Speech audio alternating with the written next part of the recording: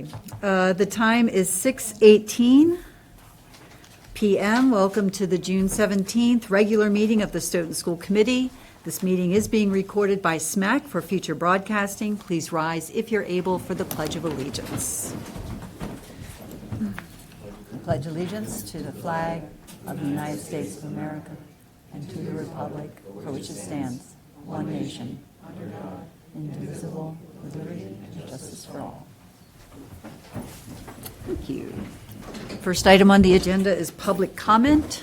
Do we have anyone signed up for public comment? I'm thinking, nope. Seeing no one, then let's move on. As chair, I am moving presentations to the front of the agenda to accommodate our guests. These include a discussion on the Stoughton Town Charter from Brian Winter, the Stoughton High School graduation ceremony overview report from Ms. Miller, and the triennial district improvement plan. Are there any objections? It needs to be voted on by the committee to move. Can I have a motion to take our agenda out of order to accommodate our invited guests?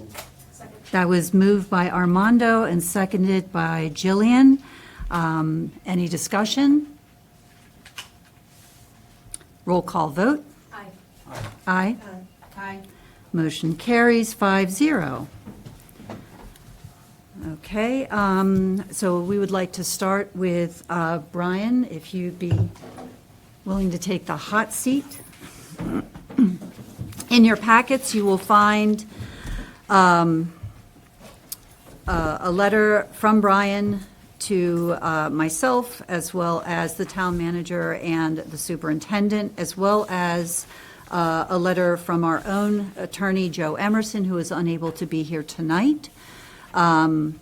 This came to be when I reached out to get a legal opinion on the town charter, as I promised I would in our last regular meeting. I was told to talk specifically with the town side, since it was regarding the town charter. I directed the question to my peer, the chair of the select board, who then directed the inquiry to the town manager, who then asked Brian Winter, their attorney, to weigh in on the matter. So Brian, the purpose of the email was simply to inquire about and I thank you so much because you lay it out so nicely in your letter, and I should have printed that email and brought it with me. I did not. But really just wanting to know, past practice of the school committee in regards to the agenda doesn't reflect what is in the town charter. We have been asked to comply with the town charter when it comes to the school committee agenda and our governance internally.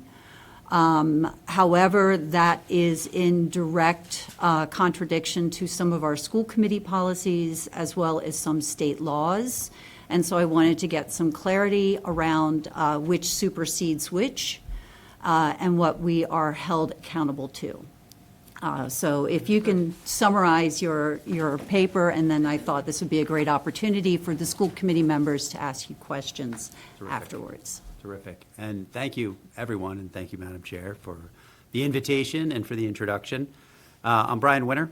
I'm an attorney at Mead, Tallerman and Costa, and I serve as the Town of Stoughton's General Town Counsel.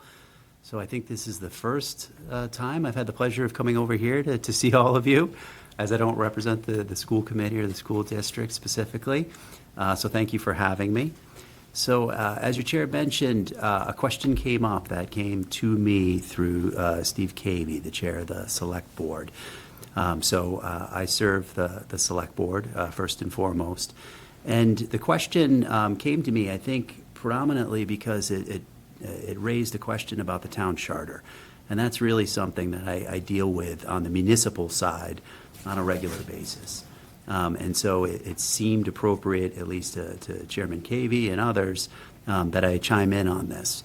It's a kind of question that comes up pretty often in my practice representing municipalities. And sort of in very general terms, We sometimes call it a preemption issue. And let me start to unpack some of the things that were in my memo here just a little bit, provide a little sort of structure to it, if you will, or context. So when you are faced with questions about sort of local governance and policies and rules and regulations of a committee, you obviously know that you're dealing with multiple tiers of sort of legal structures, right? And so on the sort of ground floor, if you will, you have local policy and rules and regulations. And all the way on the other side of that scale, you have federal law and you have state laws. You have constitutional provisions. You have charter provisions.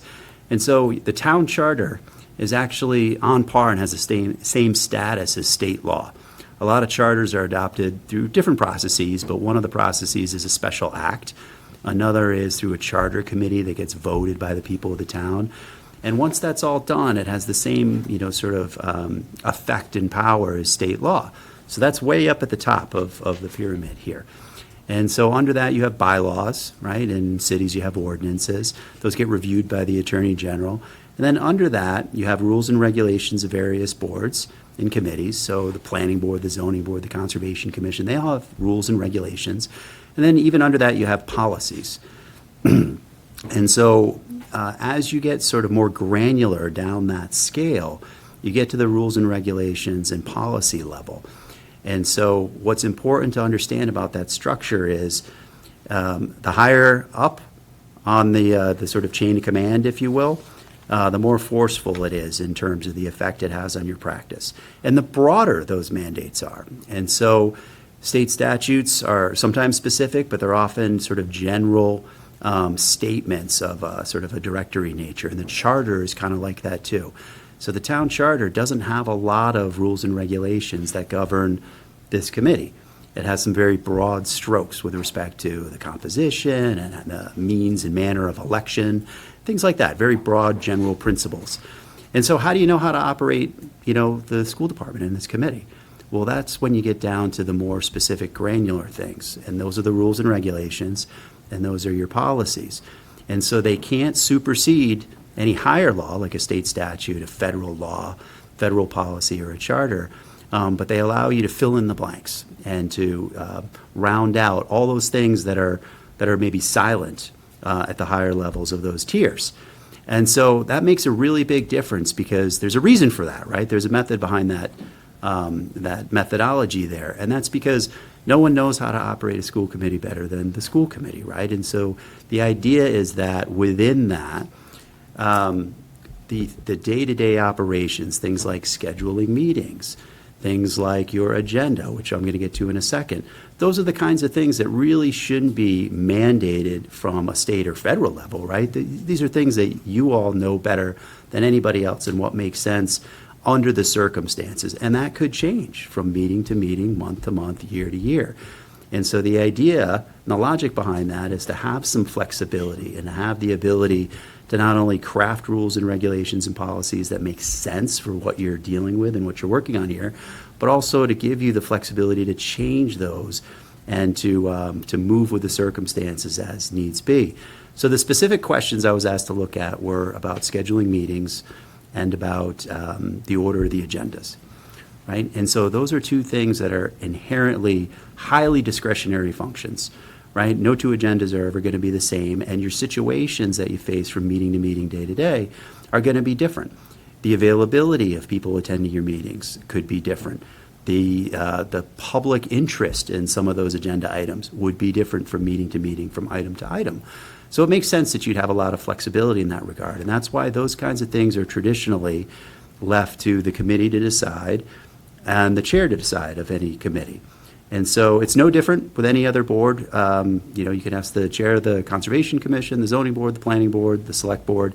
Those are things that they go through their chair to decide. Now, you have regulations in this case, so I want to make a very clear distinction. The charter and the regulations are completely different legal animals, right? The regulations have never been reviewed by the AG. They've never gone to the voters. They've never gone anywhere except this committee. And so you have complete sort of domain, if you will, over those regulations. Now, the regulations specifically for this committee go back to, I think, what was it, 1960? 55? So it's been a while since those have been examined. And the way they're printed in E-code, it's not entirely transparent. It's possible they've been amended from time to time, but E-code doesn't necessarily reflect all those things. E-code does update, so if a statute's been repealed, it'll note that a statute's been repealed, but if a statute's been amended, it might not say that. But the takeaway from that is you've got a couple of rules and regulations that were based upon statutes that have been repealed. And so a lot's changed since the 60s or whenever these were drafted in the first place, needless to say. And so these really warrant a reexamination, and that's something for all of you to work with your counsel, not with me.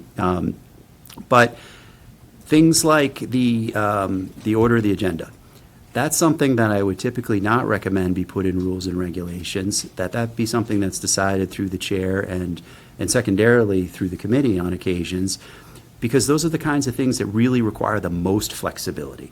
And so the problem with regulations is that when you adopt them, you're supposed to adhere to them. That's the whole point, to create an order to the administration of your business. But they can also be handcuffs in a certain way, because certain regulations, if they're too stringent or they end up being obstacles to the orderly administration of your business, they can actually have the opposite effect. And they kind of force you to be slavish to certain things that you really deserve to have more flexibility with. So the agenda is one of them. The evenings that you meet on. Now that's something that, especially after the pandemic, is something that people really do enjoy a lot of flexibility on. It's good to have consistency, obviously, for the public's sake. But every now and then you need special meetings, or you need to move a meeting one night up, one night back, or to tinker with the schedule. And so having rules and regulations that set an expectation is one thing. Having rules and regulations that become a mandate that take away your flexibility in order to accommodate, for example, if you can't get a quorum on a particular night, or there's another very important meeting in town that you desire to attend, but you can't because you're meeting on the same night. So that's when it becomes an obstacle and not an asset. And you really want your regulations to be things that serve your mission, that help you effectuate the purposes for which you're doing your business in the first place. So that's sort of a broad 50,000-foot overview, and I'm not going to go into the sort of legal analysis or anything that's beyond the scope of sort of a brief presentation on these issues. I'm happy to answer any questions you might have, but the two takeaways there are, the preemption and what sometimes we refer to, I don't like to use this word, supremacy issue, right?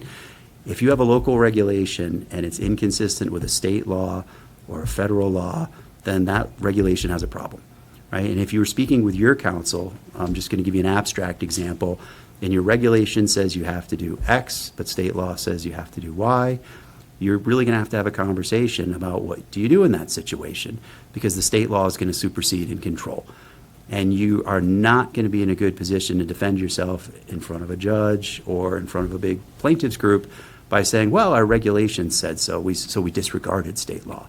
That's not going to be an effective argument, right? So preemption is very important. And then second, with your local regulations, again, you want to examine them for consistency with state law, but you also want to think about what makes sense to be in there so that you have the amount of flexibility that you should have in order to administer the business at hand. So let me stop right there because I've been doing all the talking. Does anybody have any questions just about that portion of it? No required questions, just asking, just taking a pause. Can you reiterate what you're saying about how, I think you, in your letter, you talked about open meeting law, Mm-hmm. and you said that this is, thank you. Okay, in your letter, you talked about open meeting law and how the agenda and the meetings are governed by Massachusetts open meeting law 30A 18 through 25. Can you tell me how that goes together? So I cite that as recognition of the executive functions of the chair, which are recognized under the open meeting law. So the source of authority for all the things that I just said comes from a number of different places, right? The open meeting law is just one of them. in contexts. For example, if you're a board that happens to have adopted Robert's Rules of Order, that might be another source of authority. For town meeting, it's often town meeting time or Roberts. Open meeting law recognizes a distinct function of the chair. The chair has recognized obligations that are separate and apart from the membership of a board or committee, and that's recognized under the open meeting law in the places that I cite there. And so the reason I put it in the memo is that it also recognizes that the chair has a certain executive function with respect to creating agendas, setting meetings, and things like that. And that's part of that entire architecture of that law.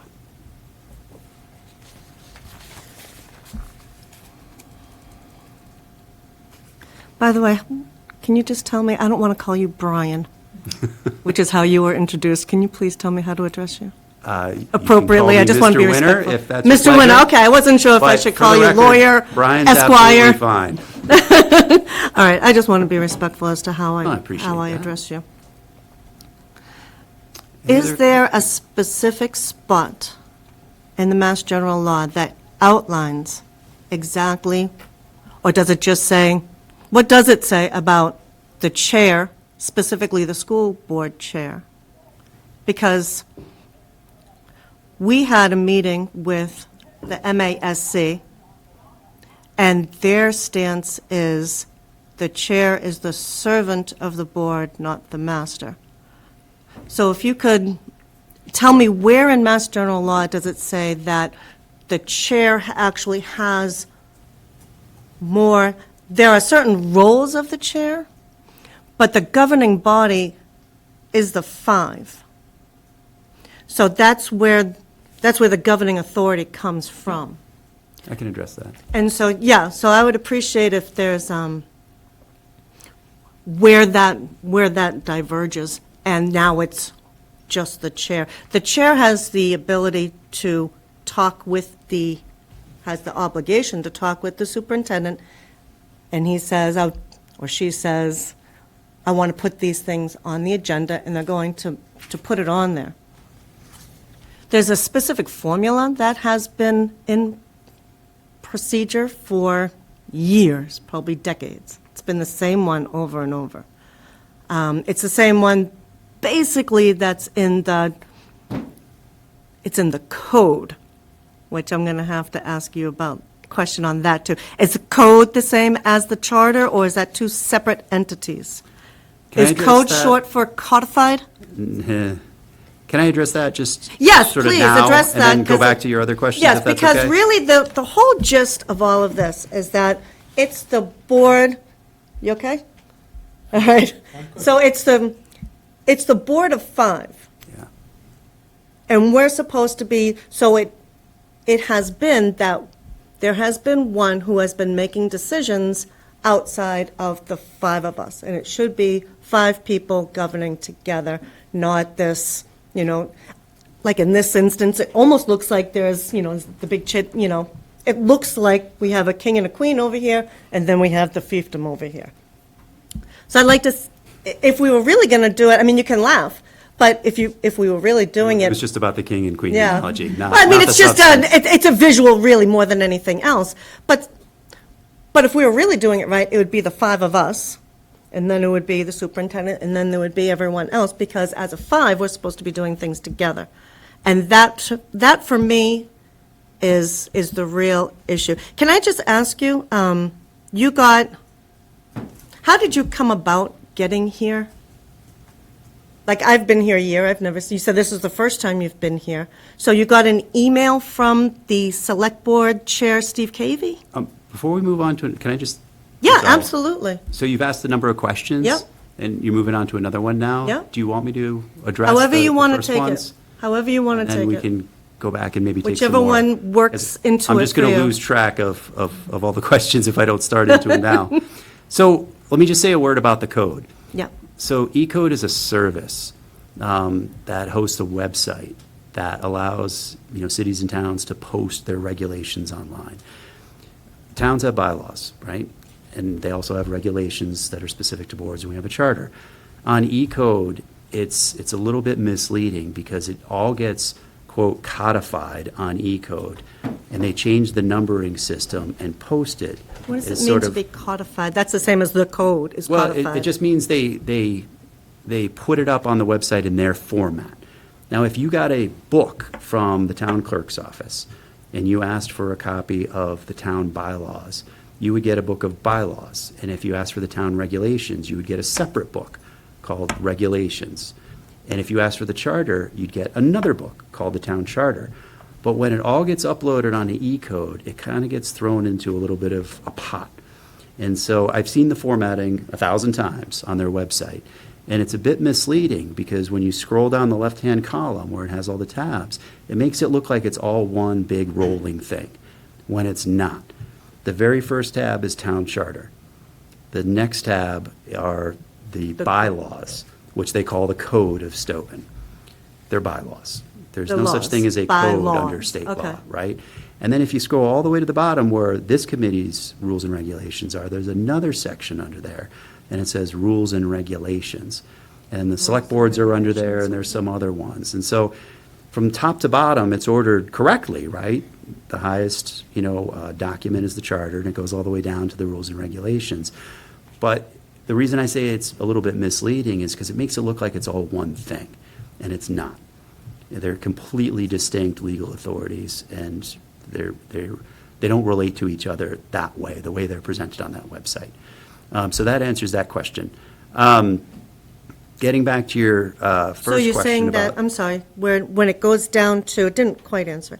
When it goes down to the charter, then it goes to the code, and then you're saying it goes to rules Yep, and regulations, and you're saying that those are guidelines for the school committee? those are rules and regulations adopted Rules by and the school committee. regulations Yeah. adopted by the But they're- school committee or by the town? By the school committee. They've never been to town meeting, they've never been to the voters, they've never been reviewed by the Attorney General's office. And you'll see rules and regulations for any number of other boards and committees in this town. So None of those are have actually been to town adopted by meeting. the school committee? That's Those correct. rules and regulations that And talks that's about the recited agenda? so on the E-code, on the website. So when you pull down that tab, Mm-hmm. there's a little, prefatory statement there. When it was adopted, who it was adopted. So I think it says 1965 Stoughton School Committee. I thought it said that at the top, but either way, it's rules and regulations, and that was actually adopted by school committee, not by the town charter That's group or correct. anything like that. That's correct. So we actually Would it be have, reviewed by anyone else? so we actually have jurisdiction over everything that's in that website. And we can change that anytime that we want, Just your rules and regulations. our rules and Right. regulations, not And that, if there are updates, the protocol, I assume, would be that you would transmit those to the person who has control over communicating with that website host, which is the town clerk's office. Mm-hmm. And they would forward that to the E-code service, and then the website would get updated. Hmm. The same thing we do with the bylaws and everything else. so it should essentially be what's in this book. These are all of our policies. Or is it different? I can't speak to that because the policies aren't up there, just the rules and regulations. So I don't know what's in that book. But also, E-code's only as good as the information that E-code has provided. And you can imagine, since these were 1965, I think, I have no idea, what the personnel changes and submissions have been during that time period. In my experience, working in 125-plus different cities and towns, it can be pretty hit or miss. And so this is why, as a practitioner myself, you can never rely upon a website. You always have to go back to the original source. And so if I'm going to court and I'm going to present a bylaw, rules and regulations, a charter provision, I'm not going to print out a page from E-code. I'm going to go to the town clerk's office and I'm going to ask for a raised stamp certified copy with an affidavit that says this is the official version, correct version, in effect as of the date you requested it. And so that's how you verify if that's the actual information. I mean, just like any website, you have to take it with a grain of salt sometimes. Okay, and then if there was something that the school committee put in there that needs to be changed, that can be changed right at the school committee level. That's right. So these are this committee's rules and regulations, and so you And can how would that amend be? them, repeal them the same way that was done the very first time. And they're fluid, right? And you have the ability to do that. There's no requirement for a public hearing. You can put it on the agenda and consider it when you're ready to do so. And that can be, it could be very specific, targeted to one change you want to make, or it can be more holistic if you want to kind of study it and work with your council and make, broader changes. Okay, so we It's can really change up to that, the but it's committee. in there, and I think you even said in here, if it's in there, we should probably follow it, I think is what you had said in here. Once an agency promulgates regulations, it should comply with them. So we should. So But that's the it is a beginning of living that document paragraph. that needs to be changed around sometimes. Right. And as I mentioned, these things are fluid, and that's the whole point of having the broadest amount of flexibility at the most granular levels, because these things can be complex and they can change quickly. Sure. And so that's the whole point of not tying your hands into regulations so that you can adjust with the circumstances. And so as I go on in that paragraph, this is on page 3 towards the second to last paragraph, I mentioned that there's a distinction between things that are mandatory and things that are directory. And what courts have recognized for decades is that when there aren't any prescribed consequences for not complying with something, then the meaning of that, as interpreted by the courts, is that it's really there as a guidance document to assist a board or committee with the orderly conduct of its business, and it's not meant to have a punitive effect. And so there are all kinds of laws out there and rules and regulations out there, and nothing happens if you don't adhere to them, because they're meant to be directory. They're meant to be guidance documents. So would you agree that if we wanted to change something in there, that it should be changed by the board, They are the committee's regulations. They would have to be changed by the committee. changed by the board as a whole? Yes. Yeah. And so just going back to one of the points or questions you asked originally about the sort of interplay between the chair and the committee itself. And so the paragraph right above the one that I just directed you to, there's a sentence, maybe about halfway through, and it says, while the chair will often consult with the membership, and the chair, of course, doesn't have absolute authority, the exclusive powers of the chair include, and then I go on to list a host of, I'm different sorry, where is that? procedural. It's about halfway through the top paragraph on page 3. Oh, I'm on page 2. Yep. So it's on the, right on the next one. And so you had asked, what the source of authority was for the statements I made about the chair. What statute says that? And there isn't a statute that says that, and that's the point. It's parliamentary procedure. And so Robert's Rules of Order, town meeting time, other sources of parliamentary practice and law are of what historically have defined the role of the chair.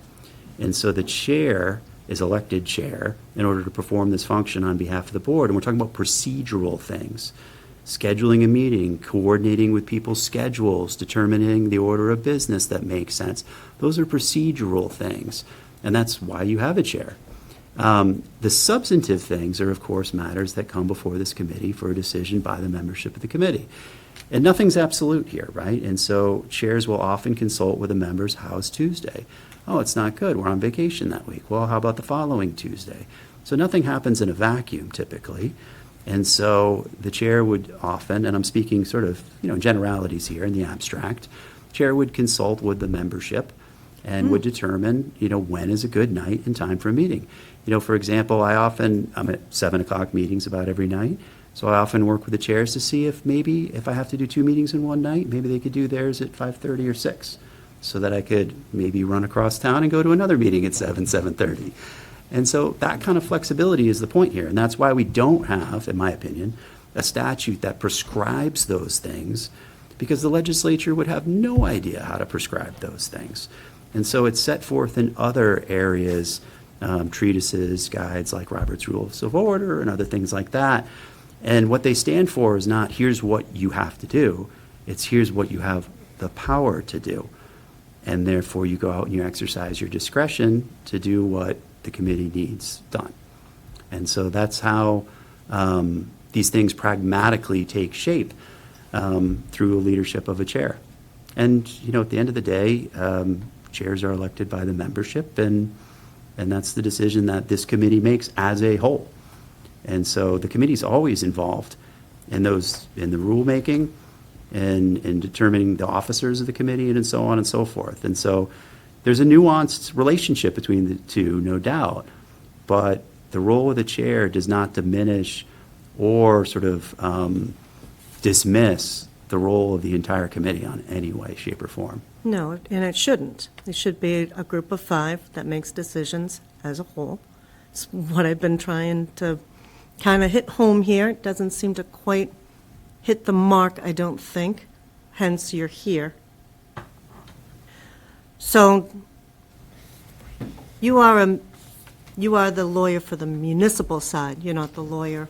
We have like the school committee has Joe Emerson, that's the lawyer for the school committee. He's not here, but you're here on the municipal side, really just to talk about the charter and how it looked on the website. But not so much, so I think one of my other questions was, at whose request did you come here? The chair of the select board, Chair of the select board. as a courtesy to the select board, asked me if I could attend your meeting tonight. And more specifically, I think also in consultation with your chair, a conversation was had about who would be the appropriate person in sort of the constellation of people you have serving town government and school government to respond to a question like this. And so I think it was through consultation with your chair and Mr. Cavey that my name came up in that conversation, because this is the service I perform for the municipal side of government here, and have been doing so for many years. And so this is the type of question that town council would often get involved in, and it's less so a question that, although I don't want to speak for someone who's not here, and I've never been school council, and so I don't want to say what school councils do and don't do, but it's more, because it implicates the town charter, it's more of a municipal question than it is a school question. And you said that you've never been to, how long have you been doing this? And you've never been to a school committee meeting? I haven't represented school committees, or this school committee, I should say. I've represented other school committees, but I've had no occasion to come here because I serve For how long have you been the lawyer for Stoughton? for Stoughton since the early 2000s, and I've been The practicing early in my third 2000s, decade. this is the first time that you were asked to come here. But I don't represent the school district or the committee, so it'd be No, very right. unusual for me to come here. It is. It is very unusual for you to be here. Case in point, Yeah. here I am. Yes, and here you are. And there's a select board meeting have tonight, counsel. right? Yeah. There is a select board meeting tonight, so I think a lot of what's been put in the charter might have thought that through and said, well, we probably shouldn't have a school committee meeting at the same time as a select board meeting, because people might want to, now they have to choose.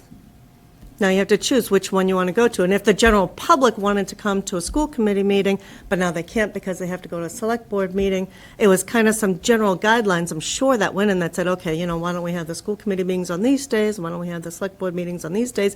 But then if it needs to be changed, then the board as a whole can come up and can say, hey, maybe we should change some of these things. And that sort of makes sense. And in Robert's rules, it does actually say, and in our procedures, it does actually say that there's a certain template to agendas, just like there's a certain template to meetings, and that template is there as a guide, and that's the one that we should be looking at. And if we want to make changes to that, then as a group, as a whole, as 5 people, we will go and we will maneuver that and talk about it and make the changes that needs to be made. So hence the kind of the sense of there shouldn't be one person making decisions, it should be 5 people making decisions, which I think is what most boards even go by, I assume. I wouldn't say that necessarily, but I don't want to get into matters of policy, because that's for all of you to decide and not for me. I just want to talk about procedures and the state of the law with respect to the relationship of the charter and your rules and regulations. Where you go from there, that's a decision for all of you to discuss. And again, the reason why I said I don't think I would say it the way you said it is because there's a great deal of variability. No 2 boards operate the same way. They have different internal procedures. often they don't have rules and regulations that govern things like this. They may have rules and regulations that govern substantive matters, like if someone's going to apply for a used car dealership license, how does someone do that? So you might have a regulation about that. But with respect to determining an agenda and meeting nights and things like that, that's much more unusual. And so those things are usually left to the chair to decide with the membership when to schedule meetings and what the agenda should look like. And there is an element of tradition there, certainly, because, you're dealing with the public and you want expectations to be known and consistent, so there aren't as many surprises with folks who thought the meeting was on a Wednesday and they come and nobody's here. Or at right? 7 o'clock, and now it's at a different All time. those are considerations in going into setting the time and the agenda. But And it should that's be a why we discussion. do it the way we do it usually, because the chair is acutely aware of that. And if questions come up and there are concerns that need to be addressed with respect to that, then the chair typically would reach out to the membership and say, I'm thinking this, what do you guys think? And so That would be nice. it's typically how we have it. That would be nice. Do you know who Glenn Kuchar is? I do not. Okay, he is the executive director of the MASC, was the Massachusetts Association of School Committees. And he was the one who said the chair is the servant of the committee, not the master. And his quote was, "The agenda is the property of the body, not the chair." That's sort of and he's a school committee guy, I guess. He's the executive director up in Boston, but I know that he was a school committee member for 12 years, and now he advises school committees. So I think that really the question was not so much of this is the charter, this is the way it has to be, but this is the way that the charter reads, and if things should be changed by the board, and that the chair might not have as much power as maybe you might think, because maybe it's different for select board, but certainly, the MASC has a different opinion. So it's more nuanced than that, respectfully, and I don't know this individual, so I don't want to argue with someone who's not here. But 2 points on that. One, you said charter, and it's not charter, it's rules and regulations. Second, the reason why the chair usually performs that function is because you can't have too many cooks in the kitchen doing something ministerial and administrative. So if committee members want something on the agenda, they certainly have the right to request it, whether it's by vote or just simple courtesy. And so that's absolutely right. Chair is, at the end of the day, another member of a committee, but you can't poll 5 people, or maybe it's a 9-person board. The executive committee in my town is 24 people. And so you can't poll 24 people in order to put an agenda together with 24 or 48 hours notice, excuse me. And so for routine things, it's predominantly the chair that makes those decisions, which is always at the end of the day subject to members or groups of members saying, we'd like something else added to the agenda for the next meeting. Could you please put that on? And Yeah, so I that's the think give and not take. That's not actually the case. The agenda stuff getting put on is absolutely the role of the chair. And the superintendent, the That's two right. of them. That's right. It's the removing of certain items from the agenda template, changing the agenda template, moving things around, removing things like correspondence and adding the chair update or just making real changes to the agenda. And so it's not so much of putting things on there, but the agenda changed in its general sense. And that's what Mr. Kuchar was specifically addressing. Yeah, go on. I think, I kind of just want to ask like a direct question. Is it, so for what is on the agenda, like the substantive items of what we talk about, all of us, part of the committee, submit our request to the chair formulates the agenda. The headers of what the agenda is called, is that in the purview of what the chair wants to call those headers? You mean the title that The- appears on the agenda itself? Like, Yeah. I just want to make sure I understand your question. Such as, let's say, approval of minutes. what calls it minutes approval. Does that have any issue at all? Yeah, that's typically a function of the chair. I often work with my chairs for every board and committee that I work with, and if they have a question on what the appropriate language would be, I might get that question. If at the next meeting, there's a concern about how it was worded, so usually I get the question if it's a legal question, right? You know, is this consistent with the law? If it's a preference level question, then it's something I would expect that the member raising the question would ask the chair, you know, I'd like it worded a particular way, or maybe for the next meeting when it goes on, you know, could you consider wording it a different way? But does that's that not need a to come up legal with function. Yeah, does it need to come for a vote in the committee to, Not for you just know, move appearance on from the one chair. thing to the bottom? Or maybe there's nothing to discuss that's- that week, and we need to take that item out. So that's a slightly different question, right? The order of the items, Yeah, as opposed describe to that. the sort of the title of the items. So for the order of the items, most boards don't have rules and regulations that even have a template in the first place. And so the chair, sort of guided by, you know, tradition, puts together that agenda. So that's the normal sort of standard operating procedure, if you will. In this case, it's a little bit different because you have this template in your rules and regulations. And so I imagine there's been an attempt to honor that over the past however many years. But what I'm trying to express to some of you here is that can actually get in the way at times. And so you have flexibility in your rules and regulations to waive, to rescind, to do all kinds of things with your regulations. And you should consider whether or not you want to change that so that you have more flexibility in the order of items. So let me give you, I'm just making an example up right now. Let's say you have students that want to come and present, right? Well, you probably want to take them at the beginning of the agenda. I'm just guessing, right? I mean, when we do town meeting, we don't make them wait till 11 o'clock at night. Yeah, as Right? we did this morning. Yeah. Well, this morning. It seems like it's It been feels this like morning. it, right? Earlier in the meeting that, you know, we were like, we moved the approval of minutes below so we can have you Right. speak. And that was appropriate and appropriate And I action. thank you for it. And so common sense should prevail in a lot of these cases, right? And this is why I said in the beginning of my presentation, you never want your rules and regulations to take on a level where they become an obstacle, right? And so there's a tradition. We believe in consistency. There's good reasons for that, right? But at the same time, you don't want to be so slavish to something or have it structured so rigidly that it actually prevents you from doing something that's very common sense in the first place, right? And so usually, when you don't have rules and regulations, the chair will determine whether or not something should come sooner or later. Maybe you have someone who can't come till 8, and so that really needs to come a little bit later. Maybe you have someone that can only be here from 6 to 6:15, and so maybe that needs to be moved up, and so on and so forth. Or maybe there's something where you have 100 people waiting outside, and they really want to hear it.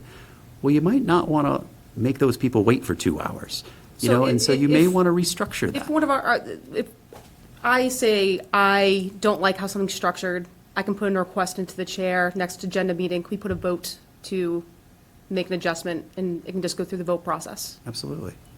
In the same way with adding or subtracting an agenda item. You know, any member can say, there's something I want to talk about. It's not on the agenda tonight, so under the open meeting law, we can't discuss it. But I would like to bring it up at the next meeting. Would you please consider adding it to the next agenda? And if that one's incredibly full, well, maybe it's the one after that, but that would be a dialogue. That's what I'd expect. Thank you. So I just want an overview from both people. So the agenda can be changed. Does it always have to come from the committee? Can it sometimes just come from the chair changing the agenda? It's much more the norm that it come from the chair. Okay. Because you have embedded in your rules and regulations a template, it's a little different in your case, because you have a tradition that's embodied in these rules and regulations from quite some time ago. Yeah. And so I think there's an interim step, and this, I say this in this memo, that you should bring the rules and regulations back to the committee and consider, what do you really want them to look like? How do you want them to function? And that's a policy consideration, not for me, for all of you, so that they actually fit what you think is your best practice. Thank you.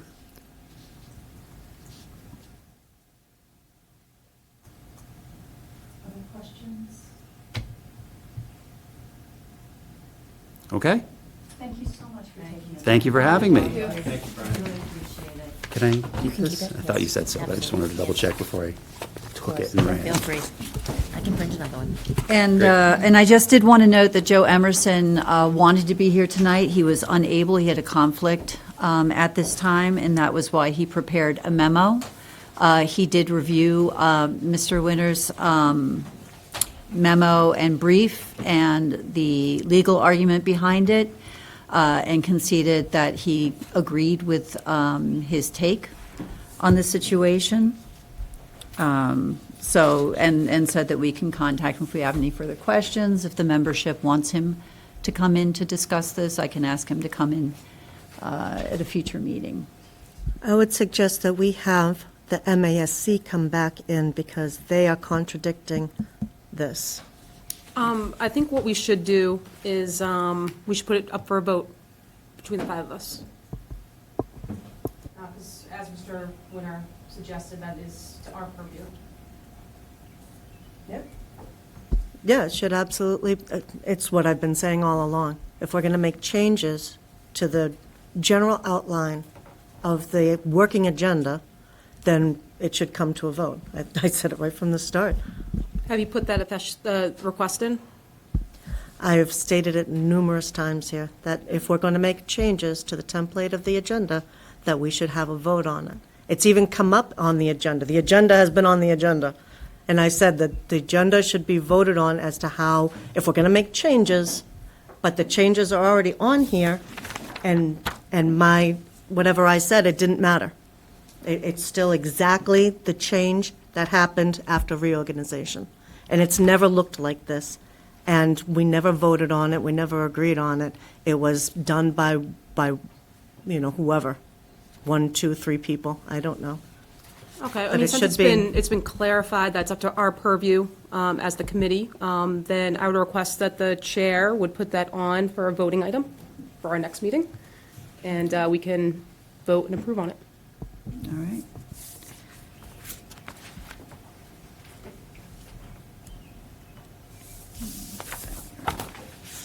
I'd also like to add that at the last meeting, I had asked for a copy of the email that was to be sent to the attorney, and that never came.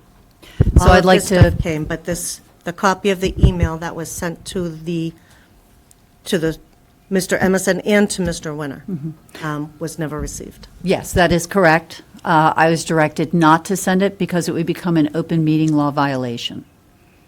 But I am happy to send a copy to all of the school committee members, the email that was sent. So I can do that after this meeting. Yeah. Madam Chair, may I ask a question Of course. to Jillian? So it is the intent of this committee to vote on an agenda template. Thereby, any changes to the template would require yet another meeting to have that agenda set prior to you could go to the next meeting. I think do I have to word it in a very specific phrase? No. I think my complete intention of a vote would to kind of establish that the agenda is a template and template only and of the purview of the committee's requests that go through and approved by the chair. So we have a template, we request what's going to be on the agenda, and the chair will put it together as she sees fit. So my concern is the business of the district. And my concern as the business of the district is that things come up that are, so let me rephrase that. I would seek that the committee consider a template that has very, very general language that would allow for things to be put into a meeting that would not require a pre-vote of another meeting in order to get onto the agenda. No, I completely agree with that. That's kind of my thought in mind for it, is that it's extremely general and flexible. Okay. Because we, Turn your mic on. because the chair has made a decision to allow the entire committee to view only, not edit, an agenda, I don't think there's a need for it. I just think we should just, it's available, you can take a look at it as it goes on and is edited, items placed in and taken out. You can look at that daily, hourly, at your pleasure. That allows us the view that everyone is aware of agenda items. If you see something that's missing, we can make a request to the chair to add it. If there's something there that you don't want removed for whatever reason, you could also make a request to the chair to do that.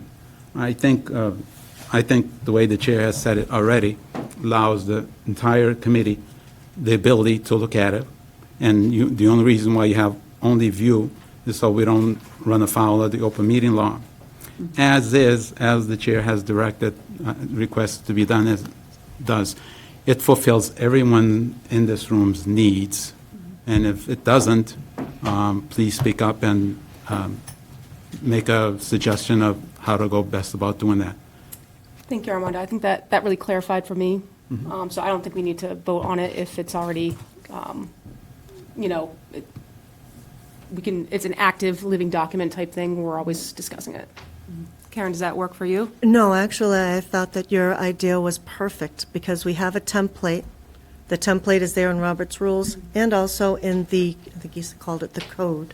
Yeah, but what And Dr. it's Bayeda one is that we've stating, it's also one that we've used for years. but Dr. Bayeda is stating that we'd have to vote on it every single time, and that's extremely time consuming. No, absolutely not, because we never had to. For years, we didn't have to. So it's only recently Might be been time for a changed. change. I mean, they're saying this So- was 1965, we're in 2025. It's time for a change. We got So new the- faces, new people. Yeah. It's time for a change. So the way that it worked, then thank you for that. And the way that it worked is if something needed to be changed, then at the beginning of the meeting, they'd say, hey, we have a bunch of people waiting outside. If it's okay with the board, I would like to just move this action item up to the top. I think And then that's what we'd say- we did that today. We did do that today. We did, absolutely. And that's what I've been asking for. I know, is that we're all, these things don't change. We don't remove things from here that's been on here on a regular basis. We don't add things on here unless we want to. And then we could say, you know what, for the rest of this term, we are going to call it this and we're going to do this. But it has to be, and I've been saying it and I don't know how else to say it.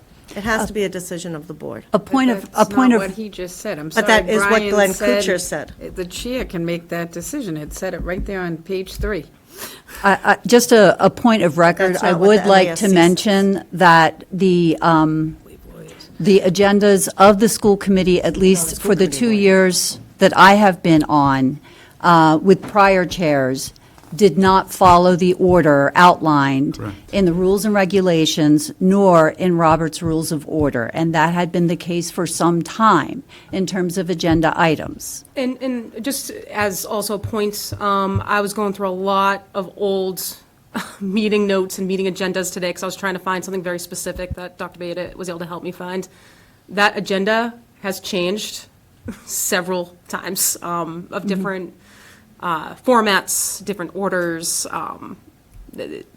There's no rhyme or reason to any of it. We did I move it think to as long as comply all with. of us have the opportunity to put on the agenda what we request, and we are able to be heard, I think that is well meeting the public's expectation of us. And even going a little bit further of public expectation of us, I would really like to focus on some meaningful policies and some meaningful actions for our students and for our teachers and for our administrative staff. I would like to move on from the agenda of the order of that. I think we have more important things for myself that I'd like to get done, and for the people at home that I think would like to get done. So if I'm hearing you correctly, you'd like to move the question? Yes. Okay, that would require a roll call vote. What are we voting on? Moving the question, To what? meaning moving on to the next agenda item. Does that need to be second? I still liked your idea of putting it on the agenda and just saying, this is how the agenda is going to look, and this is how we're going to proceed.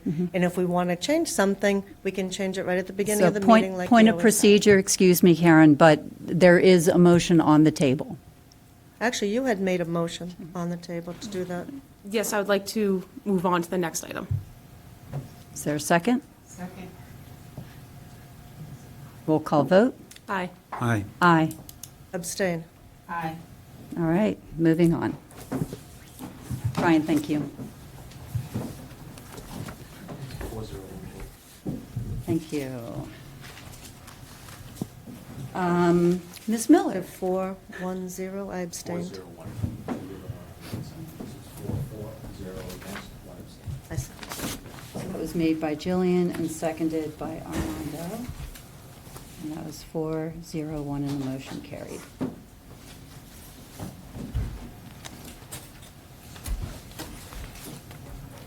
All right. Tell us about happy things. All right. Well, on June 5th, we had 274 individuals participate in graduation in the class of 2025. And it was a wonderful ceremony, a little warm. But we had taken some action steps to ensure that our guests would be safe and taken care of. We had the Director of School Nursing, Danielle Gallen, was manning our concession stand to provide medical attention. We had purchased lots of waters, given the graduates waters. So we had taken action to make sure that our guests were able to enjoy the graduation. We were done in an hour in 6 minutes. And we had some fabulous speeches by our valedictorian, our class president, and our student council president. They had some lovely messages to share with the crowd. And they represented their classes very well. So it was lovely to see them. The school counseling department puts out a survey to our seniors every year towards the end of the year, which they complete to let us know what they've committed to beyond high school. And in that survey, of those that responded, 78% of our students are going on to 2 or 4-year colleges.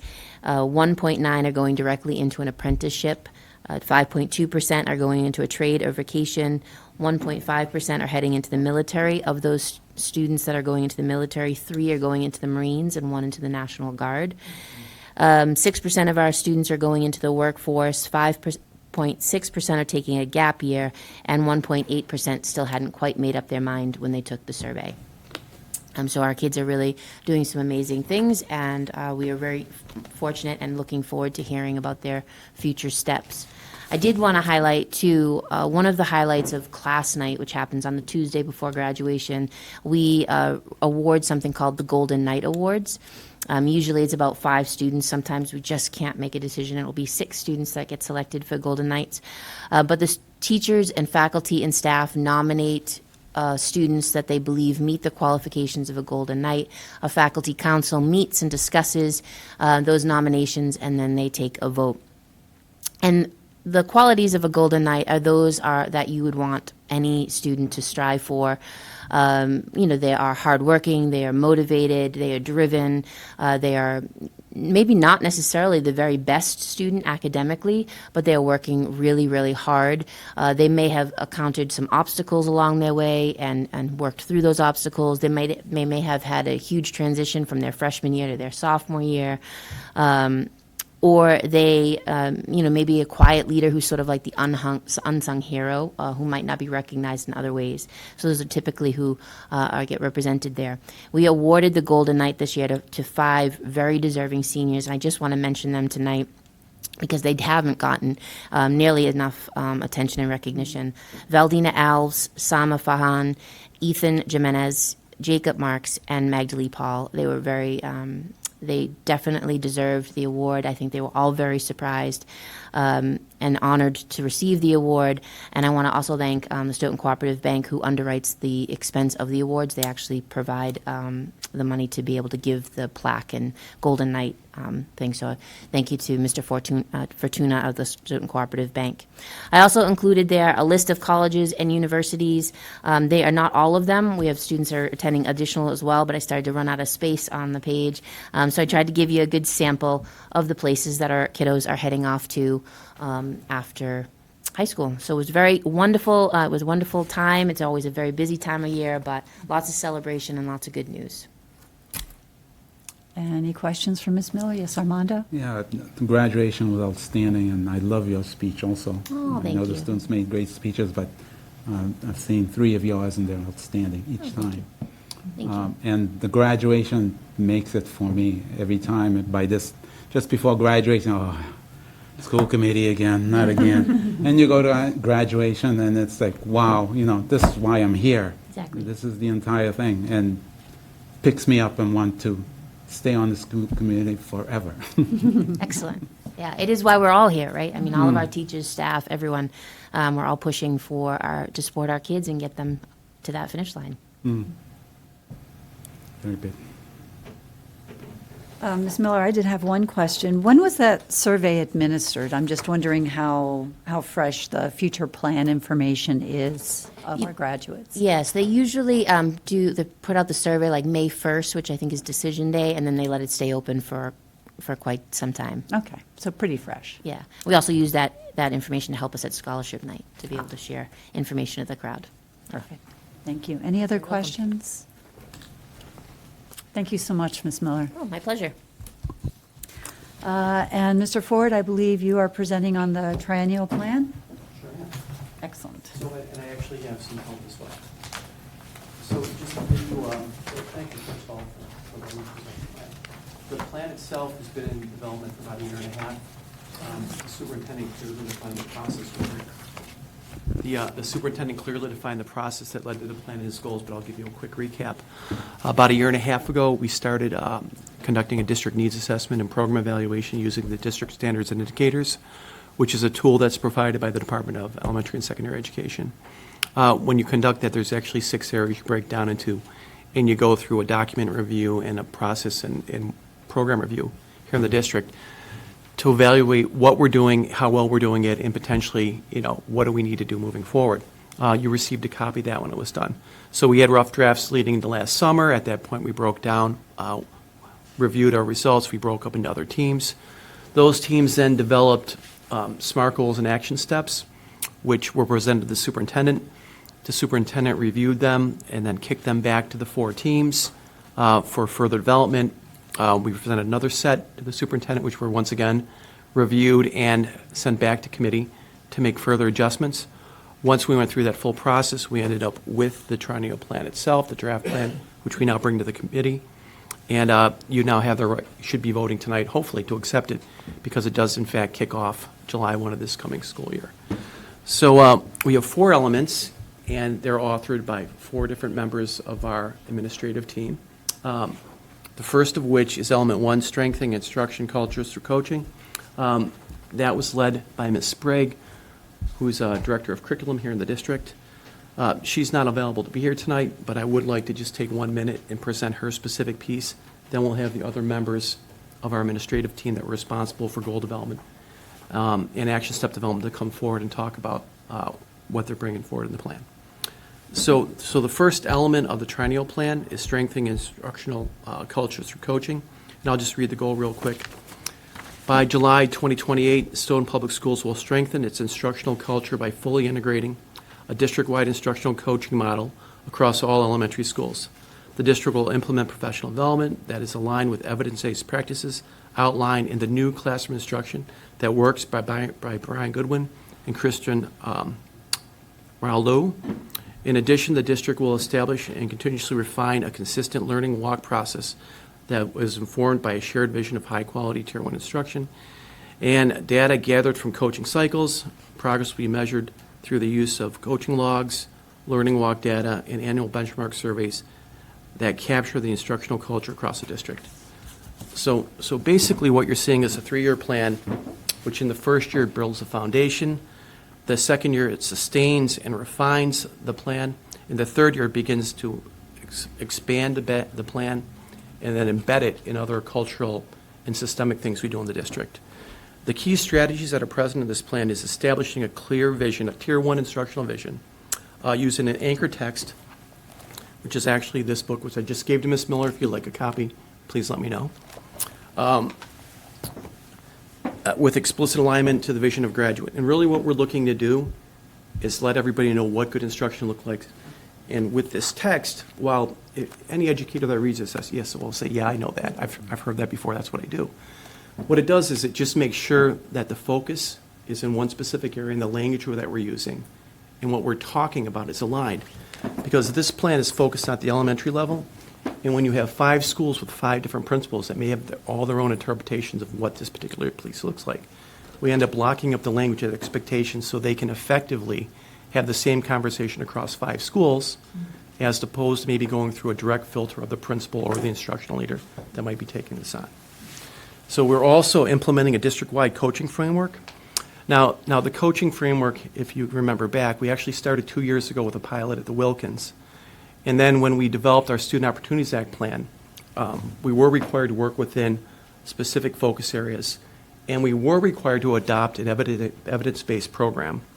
Coaching being the one that they were pushing because they believe it has the biggest impact. And when we were putting this together, I know Dr. Abada took a team from the school committee to the joint conference, and one of the things that they specifically talked about as being the high impact item that you could focus on was this coaching model. So this last year, we did in fact, using the Student Opportunities Act funding, we did put the model into all of our elementary schools. And with this plan, what you're seeing is we're not piloting anymore. We'll actually be pushing out the model with full implementation the first year, and then working to refine and better embed it and have it have a bigger impact on what we do over the next 2 years. The other thing you'll see is when you get to the third year of the plan, that elementary model, we're going to start to look pushing it up into the secondary level. So we've learned our lessons and we figured out how it works and how it best works. We've done refinement, and then we can bring it forward with people that actually have a lot of experience and have gone through the process of developing the model. One of the things that goes with that is creating an elementary coaching playbook, which is part of this. We actually were very far along with that, and I'd like to thank Lori Higgins, Leah Dowd, Patricia Burbank, and Lauren Bernstein, who are the coaches at the Wilkins, that have taken the lead on putting this particular piece in place. We have a 150-page manual, which isn't finished. There's some pieces we need to add, but we're very well along the way putting that piece in place. And then pigging off that, we also include an instructional playbook, which wouldn't be coach-based, but would be available to any faculty member. So when you look at the high-impact practices the coaches will be bringing forward, you're going to see those mirrored in the instructional playbook that's available to everybody in the district. And these are things people are going to know and see and have implemented, but it's really just looking at the high-impact things which good teachers just do on a daily basis, and then quantifying the language and expectations surrounding them so that we're implementing it consistently across the district, as opposed to everybody having their same take on it. That leads to better conversations in professional learning communities, at faculty meetings, through professional development, so that we can work as one school potentially as opposed to 5 schools. We're also developing and implementing and refining a learning walk model. Dr. Avada actually brought the model to the district, and we began implementation this year. We're looking at putting in all the protocols and developing look-fors. That goes right back to allowing our administrative team to line up with the language you might see coming out of classroom instruction that works, or out of the instructional playbook, or align with what the coaches are seeing. So if we're using the same look-fors as our coaches in the classroom, it actually creates one consistent conversation across the district. And also, at the end of this plan, what we can do is we can take the information from learning walks, from what we're seeing when we're walking through classrooms.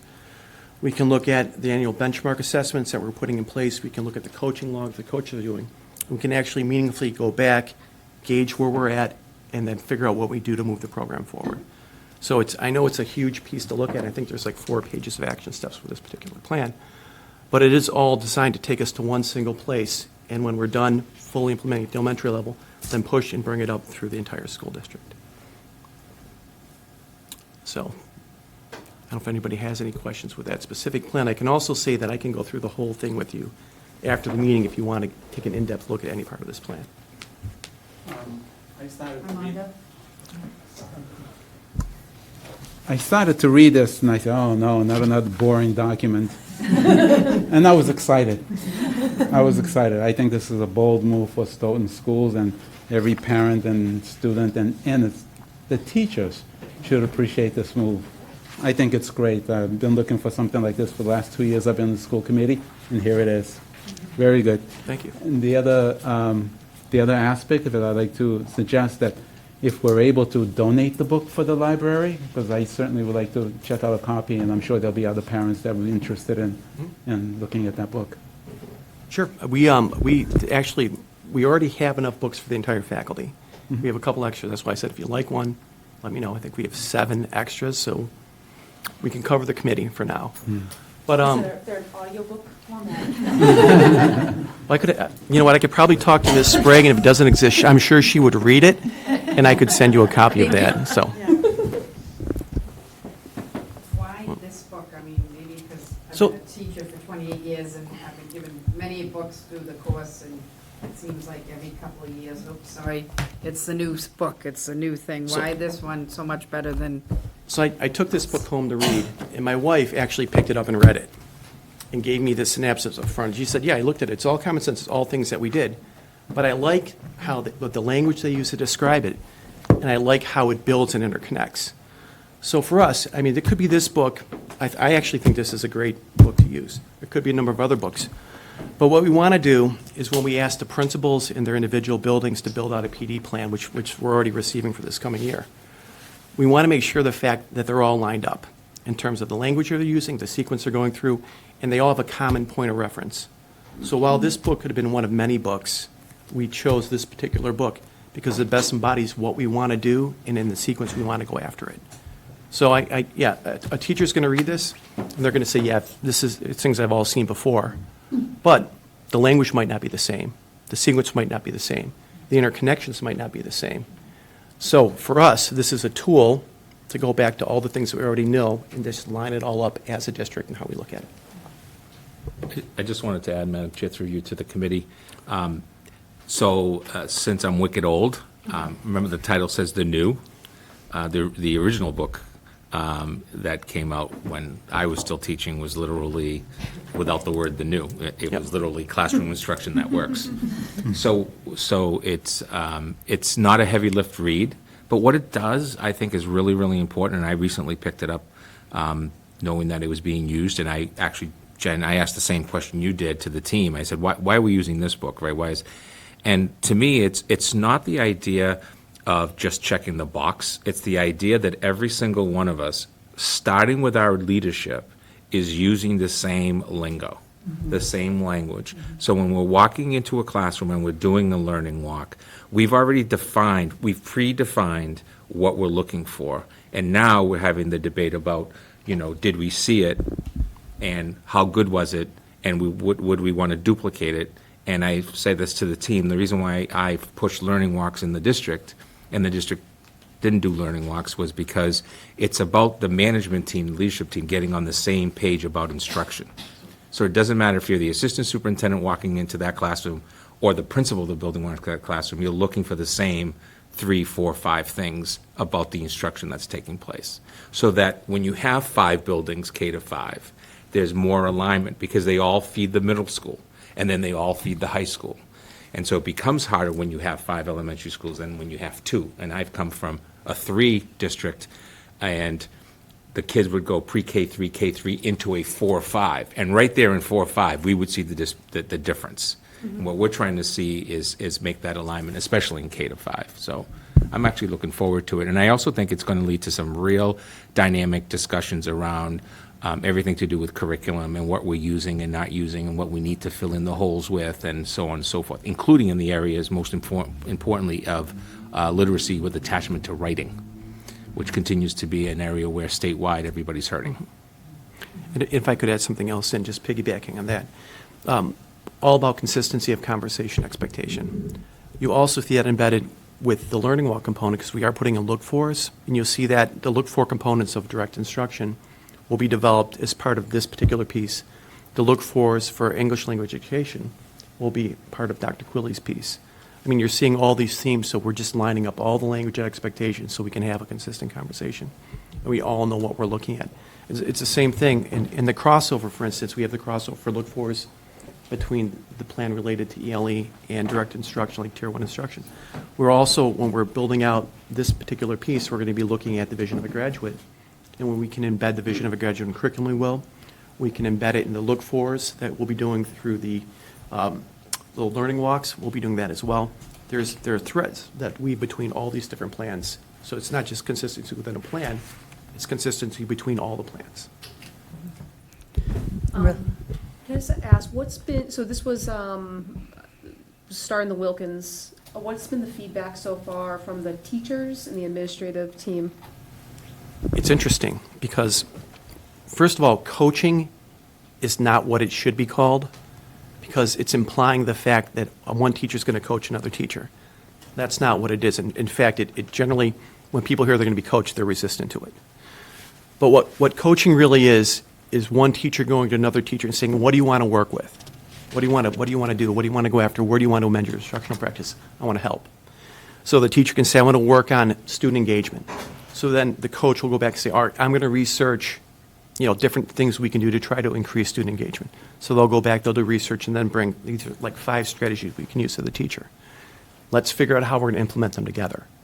So as opposed to coaching, it's really having a partner to work with. In education, I mean, in your classroom, how many people are basically working in isolation with a bunch of kids all day? Not isolation in terms of people, but isolation in terms of professional isolation. And this is really meant to break that down and give you a resource. Now with the coaches, the longer that they're going through this process, they're going to just start building a bag of tricks. So, we're going to see an impact the first year. We have seen a significant impact the first year and last year. But over time, as these people build out their repertoire, they're going to have a lot more experience in all the different strategies to bring to the table.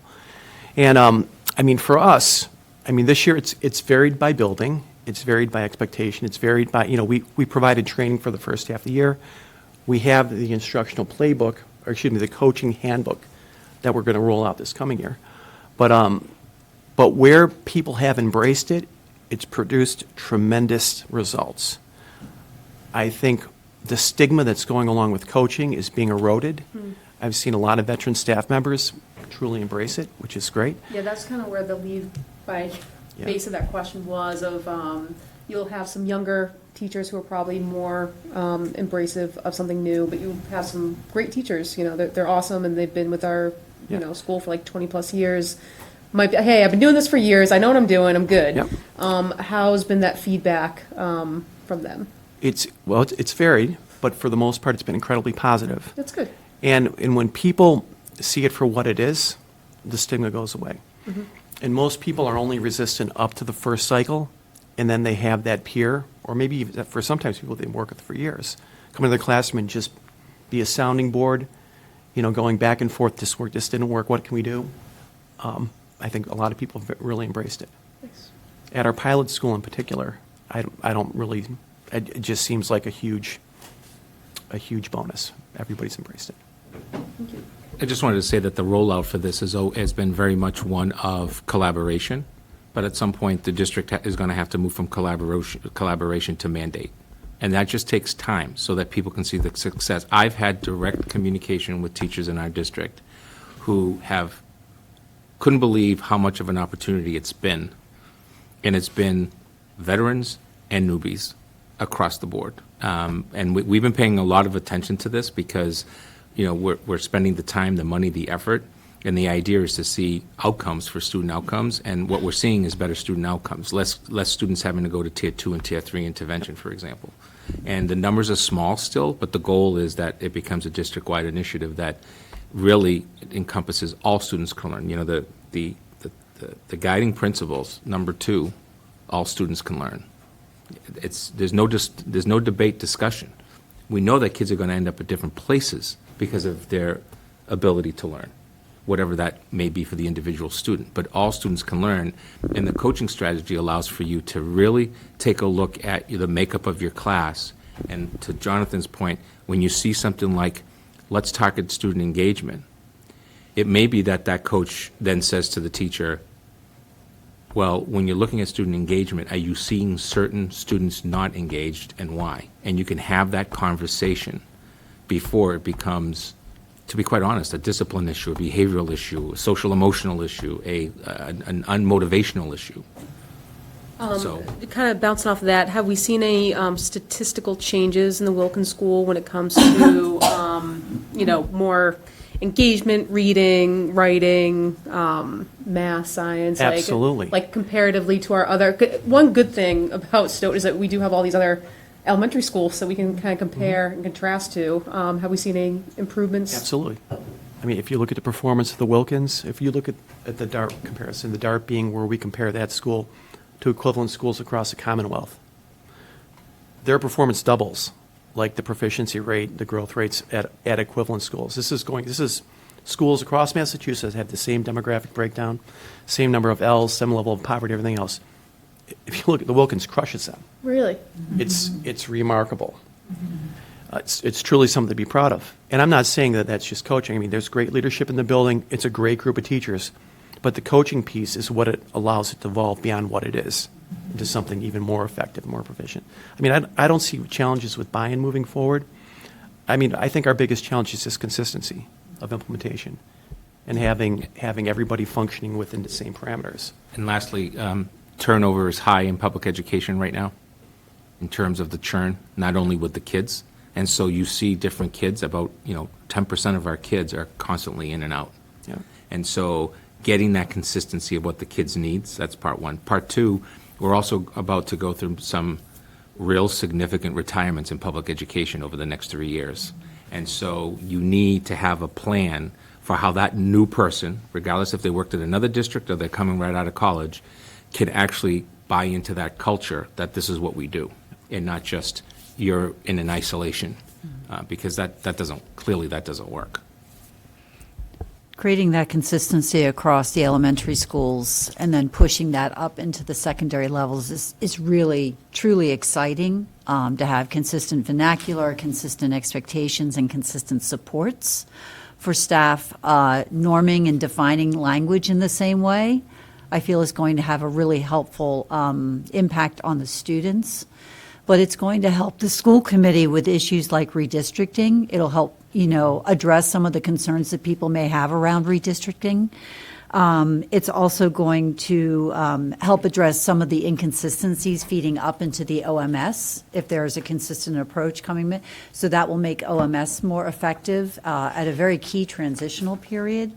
And it's also going to help validate the data points, so we'll have a stronger idea that the data is actually measuring what matters consistently, so that it's valid. So I really love this and echo everyone's comments.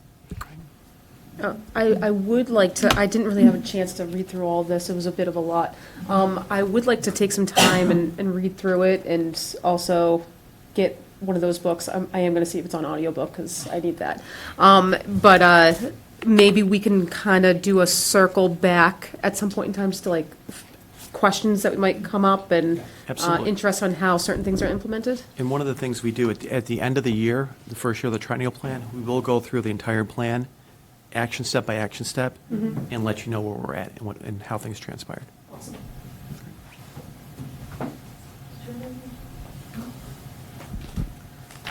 All right, so there are 4 goals on this, am I Yes. right? And this is for the next 3 years, Absolutely, yep. starting in '26? Starting in July 1st. Starting July 1st, if we vote it through.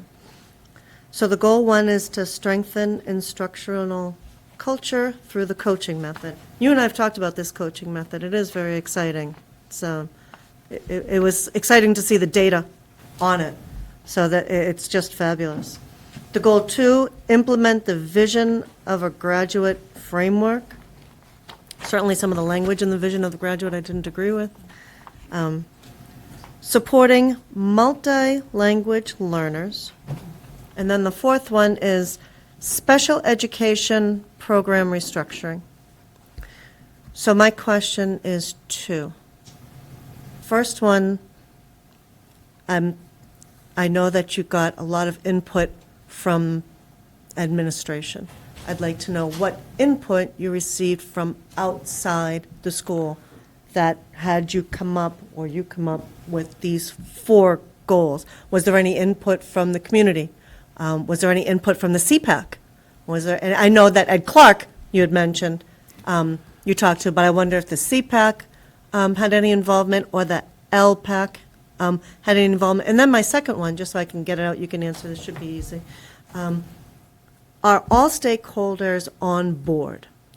So Have we onboarded all the elementary schools. So the triennial plan isn't like a 5-year strategic plan where you bring in the entire community.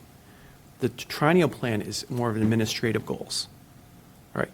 So when you do the triennial plan, and for instance, you do the district standards and indicators, that's something you do as an administrative team. It's purposely put out by the Department of Ed to facilitate the development of a plan like this.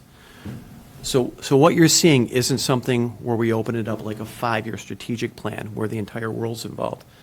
This is a plan where your administrative team goes through a very specific process and ends up with a set of goals for our team to accomplish. So I think it's something different than maybe what you were envisioning. So even when you look at the district standards and indicators, those are administrative teams, and we go through all the data that's available to us in the district. The goals you're seeing, these are goals that your administrative team is going to accomplish. So when you look at who the responsible parties are, it's principals, it's directors of curriculum, it's assistant superintendents. It's like Ms. Miller, her high school position is specifically going to be responsible for implementing the vision of a graduate. Not Ms. Miller, but the high school principal. So this isn't a plan where we reach out to the whole world and see what everybody's looking for. This is your administrative team saying, this is what we need to work on as an administrative team to improve this district over the next 3 years so that you have a better product. And we're going to tell you what we're going to do. So these are all the things that we are going to do for you to give this community a better school district. Okay, so this wasn't something that had involvement in LPAC or CPAC or community or anything? No, this Or is- even the school committee, really, for that matter? Well, this is Just a different- presentation to us And of yeah. what you're going to do. Exactly. And we absolutely bring this to the committee because this defines what we are going to do, your administrator is going to do, led by your superintendent over the next 3 years. Okay, so if I can just kind of move off that for just a second, just that, because I know that there are interested parties that listen to this. If there are interested parties that have something that they would like to see as a future goal, how can they go about that? And then the other one was, just to finish it up, the stakeholders. And are they all stakeholders got on board? Well, in terms of, if people have concerns on one of these things in place in the district, I mean, the most obvious venue is the superintendent. So if there's something district-wide, you have concerns about, you can come to myself. If you have concerns with a teacher and administrator, you can go to Mr. Cantoni. Building level, if you're a member of the high school, you have a school council and a principal. I mean, if people want to facilitate a change, I always think the best route is apply to become a member of a school council. Because when you look at ed reform, I mean, Massachusetts public schools really are designed to be led by a site-based management team at each individual school. That was the main product that came out of ed reform. So if I were a parent and I wanted to get involved and I wanted to see a change in the school where my kids attend, I would say join the school council. If you don't have time or the capacity to attend the school council, absolutely go and see the principal. If you think there's a larger systemic issue, the superintendent, I mean, he runs the district, he can set expectations for all of us. If you don't feel comfortable with that and you know somebody that's on the school committee, maybe it's a neighbor or a friend or just somebody you know from a local organization, go and talk to that person. They can absolutely convey what your concerns are or what you'd like to see done to the superintendent. I can tell you we have those conversations all the time. I mean, people care about their children. I know, I actually can't think of what you care about more. And people are willing to advocate for what they think their children need or what they think their children deserve. And people tend to have, and maybe they don't want to get involved in something else, but they will absolutely get involved in this or bring to you what their concerns are because it is their kids. So I don't think we have a lack of input. Maybe people bring things forward all the time. For this particular piece, did we have a systemic piece to go after that? We didn't, but that wasn't the goal of this plan. Sure. Are the stakeholders on board? Within our district? Within our administrative team? Yeah, everybody. I think so. And I'll tell you why, because when we went through that whole needs assessment process, every member of our administrative team was part of it. We went back through and we created the committees that developed these goals. It wasn't just Ms. Miller sitting in her office saying, what do I want to do with Vision of a Graduate? It was her engaging people that were interested in being part of it and getting multiple perspectives and figuring out how can we do this best.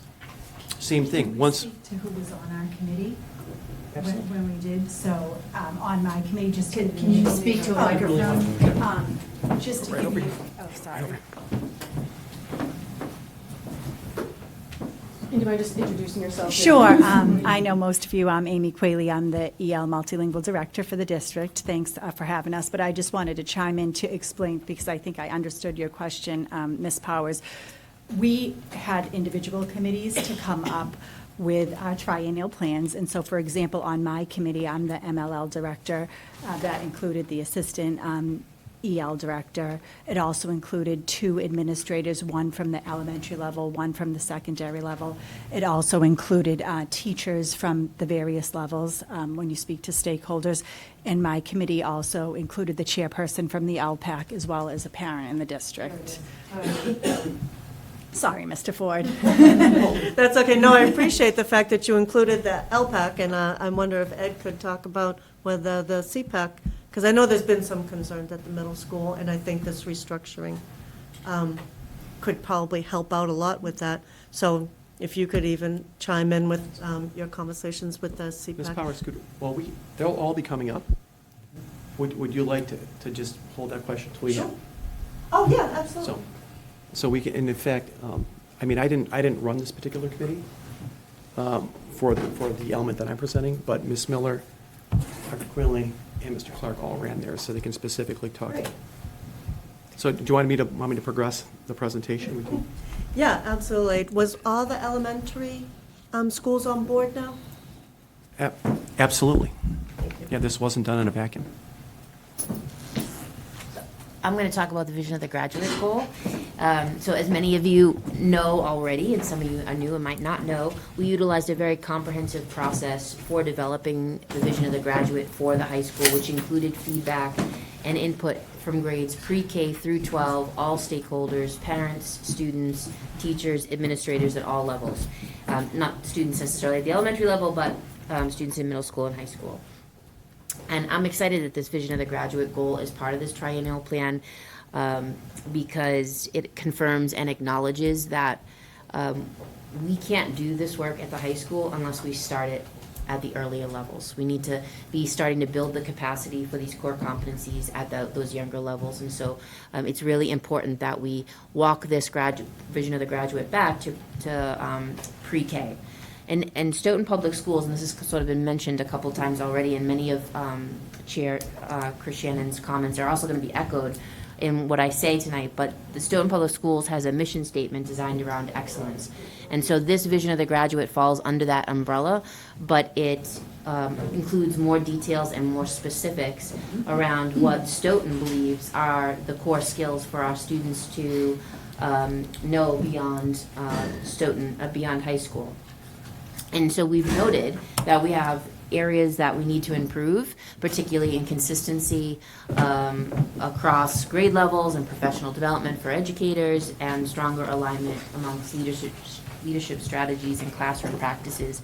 So by, like I mentioned, walking this vision of the graduate back to the pre-K level and then carrying it through all the way up to the high school, we are starting to, or we'll be able to address and maintain and provide a unified framework for academic and social emotional growth, which ensures seamless and cohesive educational experiences for all of our students.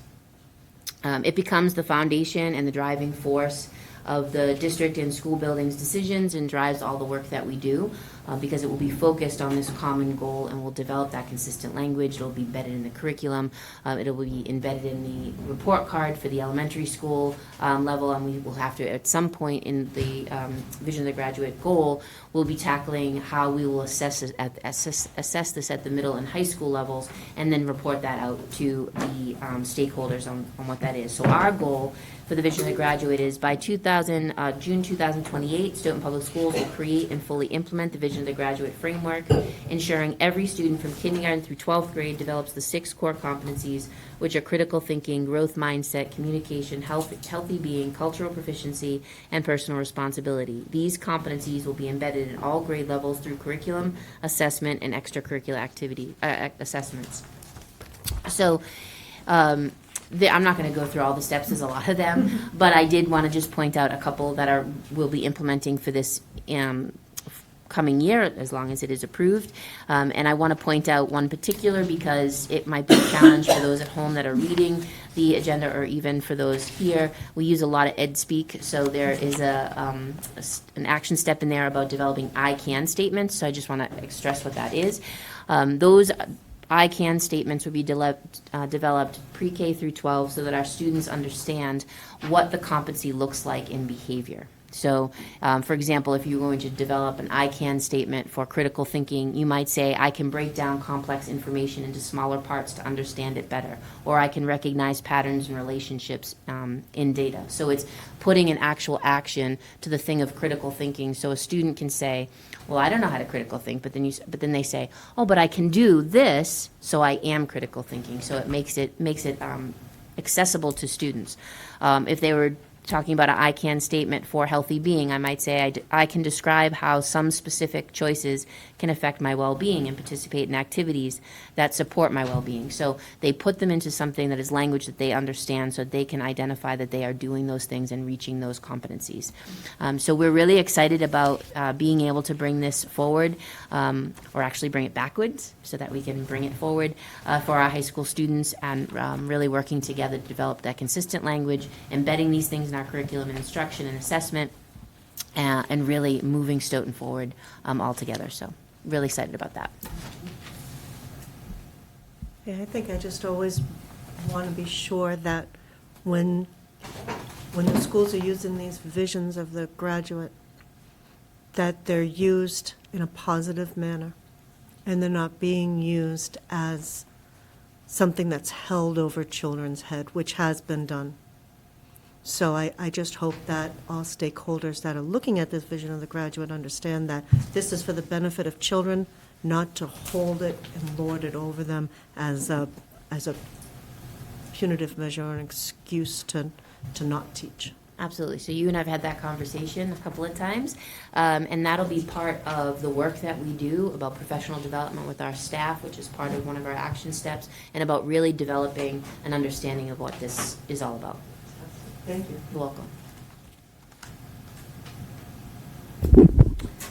So as I just said, I'm Amy Qualey, I'm the MLL director, and I think some of you know, if not, we've had a major influx of English language learners, and Stoughton Public Schools has historically been a multilingual district, but in the last few years, and this is Dawn Fernandez, she's the assistant director. She came along because she did help me to develop the program along with the team that I just spoke of, but we've had a major influx of multilingual learners over the past few years.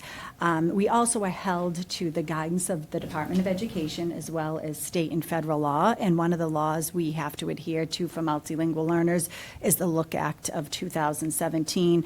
And what the Look Act says is that we must have an LPAC to represent parent voices in all that we do in regards to multilingual education for English learners.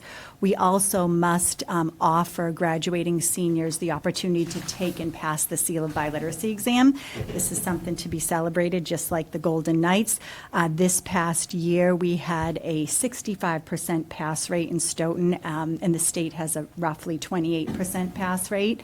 We had 35 graduating seniors receive the Seal of Biliteracy on their diploma. So to future employers, and this was the first year we had American Sign Language as a passing Seal of Biliteracy. So that was very exciting for future employers and college applications. It means a lot when a student says they're fully proficient, literate, and competent in both English and a second language. So very exciting, but that is something we are legally bound to, as well as being exciting. We also have to implement what's called an English Learner Plan for Success. Not as legally binding as an IEP, but we call them ILPs, Individual Language Plan. And what that does is we have to come up with accommodations for children to be on track to be fully proficient, literate, and competent in English within a 6-year time frame. It sounds like a long time, but it historically takes 5 to 7 years to truly become fluent in a second language. So for those students who aren't annually on track, we have to create an ILP for them. New to this triennial plan, as opposed to our last triennial plan, we also must have curated curriculum. I was lucky enough to serve on the DESE Curriculum Curate Committee this year, where I worked with educators from across the state to review curriculum for English learners, and it was very exciting. well, exciting for me. I like that sort of stuff. But we need to do the same thing here in Stoughton to make sure we're using curated curriculum to be sure that our students are becoming fully fluent in English while they're learning content. We also need to really start exploring how literacy in the home language transfers to literacy in learning English. And something that we need to be a little bit better at is ensuring graduation rates for our multilingual English learners in particular. We haven't had as high of a graduation rate for English learners, about 74% as opposed to 90%. So we need to look at alternative pathways to graduation, and that includes Stoughton Academy that we already have. So our goal that we came up with as a team is, in order to meet the needs of English learners, to fulfill compliance with DESE regulations and the Look Act of 2017, and to ensure best educational outcomes for English learners, the following action plan will be implemented over a 3-year time span, 2026 to 2028. The Director of Multilingual Learners, that's myself, will oversee English language learners and world language learners, creating a district-wide multilingual department. And that's really in alignment to what the state is looking for. I went to MATSAL. Dawn and I went to MATSAL 2 weeks ago, which is the Massachusetts Association of Teachers of Speakers of Other Languages, one of those long acronyms. And DESE presented at MATSAL. And really, we are in alignment with the state's vision, because they look at the multilingual umbrella, and under that umbrella are English learners, former English learners, world language learners. And there are some outstanding districts in the state that are already doing this. So it's something with our large multilingual population that we should also be doing here in Stoughton. We want our educators to have the best training. We use a platform called Elevation, and we purchased the Elevation Strategies, which allows teachers to have access to implementing effective strategies in their classroom to promote English language acquisition as well as content simultaneously.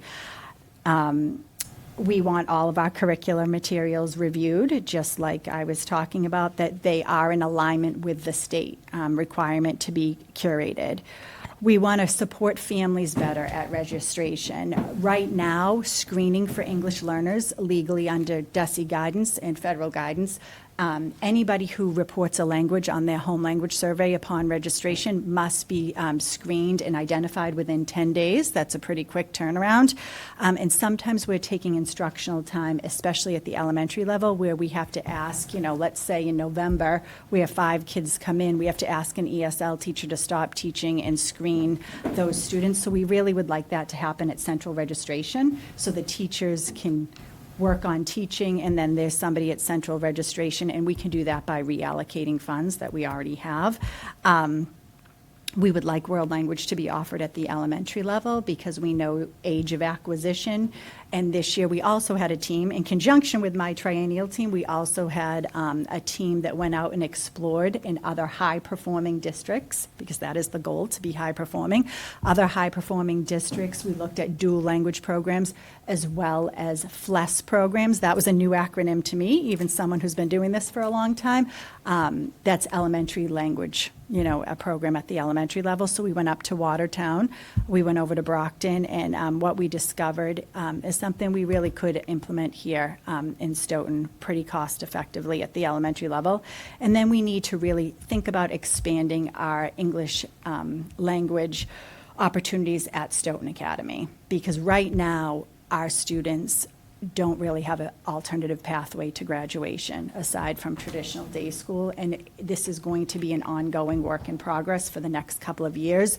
We do have one level of ESL at Stoughton Academy, but we would like to build that out, and you can see that within the plan. So like Ms. Miller, I will not go through every single step because you can read that on your own, but I do want to highlight a few.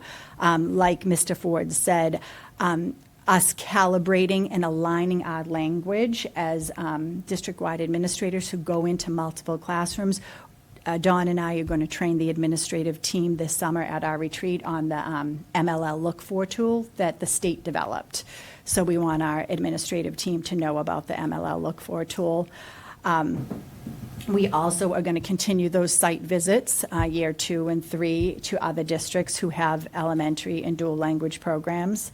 We are going to, at OMS, we're hoping to, in the sixth grade level, take a small cohort of students and follow them for 3 years to start building literacy in their home language, to see if that has an impact on their outcomes in their content areas and acquiring English. So we would do that 6th, 7th, and 8th grade and measure the data each year and see, how that works out as far as English and content areas. We need to look at all the curriculum that we're using, like I said, to be curated and aligned with the state for both World English and English language education. And like I said, hopefully reallocate those funds that we were using at the high school for SLIFE students, which we will have less SLIFE students now that the shelters are closing. So reallocate those funds that we were using to create a screener and somebody who can identify English learners upon registration, and provide training and PD on elevation strategies. And I think that's the bulk of it, but there's more nuances throughout the plan, so if you have any questions, you can feel free to circle back to us, but thank you. Any questions? All right, well, thank you so much. Ed?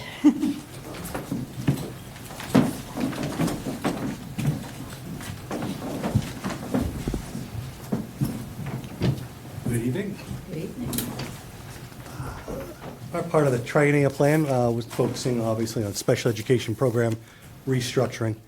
When I started in the district, beginning of last school year, there was a glaring need that I saw immediately in the district, and it centered mostly around our ability to efficiently evaluate and diagnose students with learning disabilities in the district.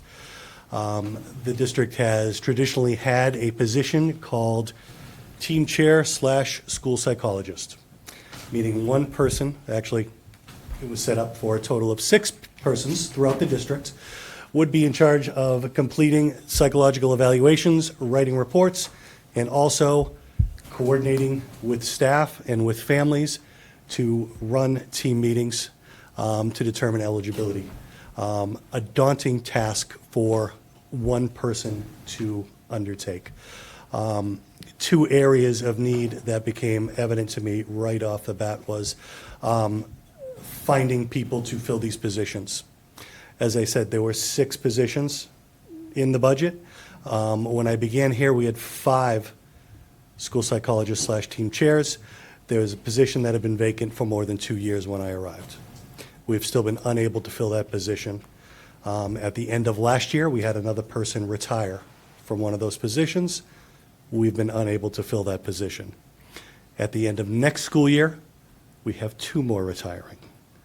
And my concern is, number one, is that, again, because it's a position that has a dual responsibility, there are most other districts throughout the state, throughout the Commonwealth, have dedicated school psychologists. So it makes it that much more challenging to find someone and hire someone to do 2 jobs when they'd be receiving similar compensation in other districts to do 1. Second issue I saw immediately with these positions is when you have someone completing an evaluation, presenting results, and then providing recommendations, if there's any disagreement amongst the team, it's the team chairperson that has the final say. If there's not consensus, they have basically the deciding vote. That can be a glaring conflict of interest if they have that deciding vote over recommendations that they've made in a report. Okay. So building this goal primarily on that need, but then as you can see through the plan, how it will impact our efficiency, our consistency, our compliance, really teases out some of the other issues that do crop up during the year when it comes to those areas. So by June of 28, Stoughton Public Schools will create a team chairperson position to facilitate special ed team meetings in a more consistent and efficient manner, provide guidance and training to improve the consistency of the proposed services and goal / objective writing, and review, redesign, and implement a new special ed program structure, and redesign and implement a new special education administrative structure. So the first year of this plan, with the implementation of these new positions, is to, number one, see how much more efficient we become as a special ed administrative team at the district and school-based level. Can we free up more time to provide more services to students within the classroom, work on our instruction at the building level, and at the administrative level, free up time to provide more observation, evaluation, and direct professional learning time as well.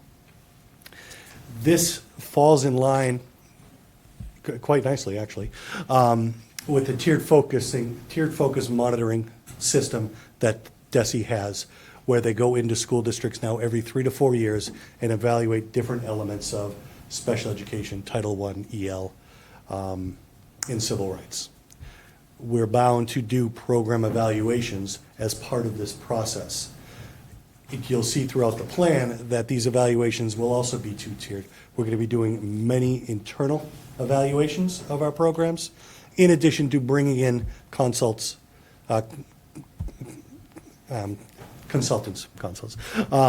to also do program evaluations as we've traditionally done in the past. The outcome will hopefully allow us to take a look at how much work, or how many duties, I guess, can these new positions take on. Right now, we're just focusing on implementing the chairperson model. But as we become more efficient, as we do more assessment of caseload and student need, can these positions expand to be more of a more quasi-administrative, position? Can they also help facilitate some of our out-of-district caseload responsibilities? And how much time will that free up of our school psychologist? As I said, right now, the structure was to have 6 do all of our schools. If we're taking the team chair responsibility off of them, do I need all 6 of those? Can 5 or 4 people effectively do that? And then moving forward into the 3rd year, looking again and assessing those roles, can school psychologists inevitably or eventually take testing or assessment responsibilities away from our special educators, allowing them to remain in the classrooms and provide more direct instruction to students? I know there's a quick abbreviated review of the plan. If you have any questions, or if I wasn't specific enough about something, please. Armand? Yes, I was wondering, what do you see as your main challenge in this triennial plan? Main challenge initially is finding highly qualified people to fill these roles. Fortunately, knock on fake wood, we've posted for these 2 positions, and we already have qualified candidates applying. In the past 2 years, we've posted for this team chair / school psychologist, and we've had no applicants. And right now, I've got 5 qualified applicants that I'll be calling before the end of the week. Can I just piggyback on that real quick? Sure. So, the reason why we have these gaping holes with the school psychologists applying for jobs is they see the job description including team chair, and they refuse to do it. They think it's not the right approach. They should be doing the assessment, writing the report, and then you give it off to the person who's going to read that report, and as part of the team with the parents, come to the decisions of what is going to be offered. So what happens now? Because the work still has to be done. Contract services, third parties, have to be hired to do the work. It is significant expense. And it's not efficient. This is not our people's fault. This is our fault as a team to not have this, to be quite honest, already in place. So you have to remember that when you hear the words, the phrase, somebody isn't doing that, we have to hire a third party outside at, in general, in positions like this, 6 figures an hour, an hour, with 4 to 6 hours for one student, and we can add up what that means. So the goal long-term, and I won't be here, but the fact is the role long-term is that you're going to potentially see some savings in your consulting services area. Consulting services costs since COVID have almost doubled 2.5 times per hour than what they were pre-COVID. Because that industry knows that there aren't people interested in the field. And so that's what happens. So they become, I hate to say it, they become our guests for the year, working with populations of students doing the assessment. The second part, we need to have, the only person in this district that literally by law can expend funds is the superintendent of schools. We need 4 to 5 people who are making good, solid academic decisions, social emotional support decisions, behavioral decisions for the need of the child. And I have a significant concern around the number of students moving into special education because our process isn't there. And we know it's not in some cases because we, Karen, to your point earlier, we know that we have some parents that are coming forward and saying, this isn't efficient enough. You know, this needs to be better. So this is an opportunity in special education. Long-term, it can't be done from today to tomorrow, as you know. But, so that's one part. The second part is, this opportunity will be the biggest opportunity for our special education parents and CPAC to be involved, especially when it comes to program development, when it comes to really telling the story about the needs that they're seeing. And then the third part is every dollar matters, but the most important part, I hate to say this because people are going to look at me and say, what? The most important part is not the money. The most important part is, did we get the student a better service in order for them to improve? Yes or no? And it should be yes every time. It should be yes every time.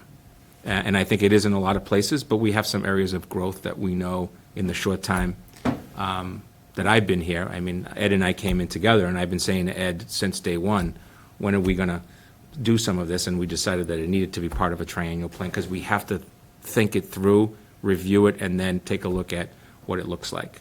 The last part is what takes place. The idea that 2 special ed teachers at an elementary school are responsible for the students testing for an IEP, attending those meetings, progress report, academic support time, and potentially being an inclusion classroom is unmanageable. Unmanageable. And I think the report and the findings that you're going to get from not only your internal review, but from the third parties is going to show you that if we really want to improve, we have to take this difficult road and have those difficult conversations. Thank you. Thank you.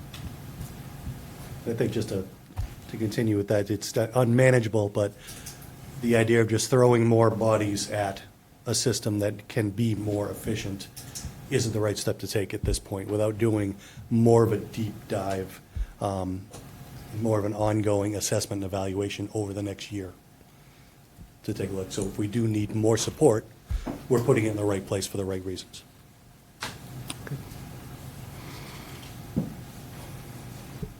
Any other questions?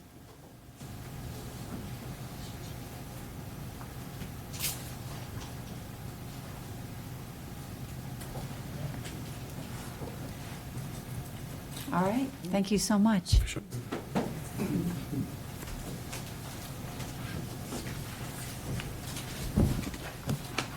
You do need, Madam Chair, you do need a vote of the committee. Yes. Any final questions for any of the presenters on the triennial plan?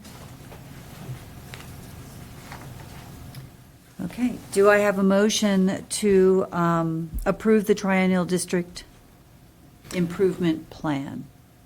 Motion to approve the triennial district improvement plan. Thank you.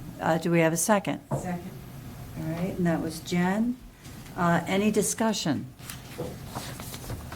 Jillian, had you said that you needed a little more time to take a look at I it? was about to say that, Karen, thank you so much. This was given to us on Thursday. I haven't had a chance to go through it. I'm a bit disappointed that was given to us like so late and saying we have to like put it in now to get it passed. I'm not saying it's not, everything sounds great. I just haven't had a chance to go through and drill into it and really Well, your mic be able to get isn't some on. questions on it. Your mic's not on. I'm just saying the public also hasn't had Yeah, a chance. to- no, exactly. It got given to us on Thursday, and it's just something I haven't been able to go through, that I would like to read more on, to answer any questions or, make myself feel comfortable. I just don't feel comfortable. I just want to clarify something to the committee. This is the second time you're doing a triennial plan. You have not had public comment on your triennial plan in the past. The plan I walked into came management, leadership, and all of that, and then became working committees, and then came to the committee for a vote to implement. But it didn't have, a survey go out or a public comment from quote, the public. As stated earlier, it's not a strategic plan. It's literal in implementation of what we see through all the process of the, quote, meetings that we've had of issues that we believe we need to address sooner than later versus a strategic plan that's much more encompassing than this one is.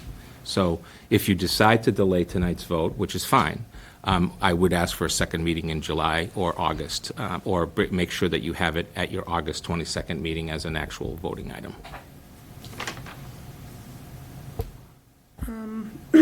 Is our next, what's our next scheduled meeting? Is June 27th, correct? July don't have- 22nd, July July 22nd. 22nd. correct. The special That's meeting. a special meeting.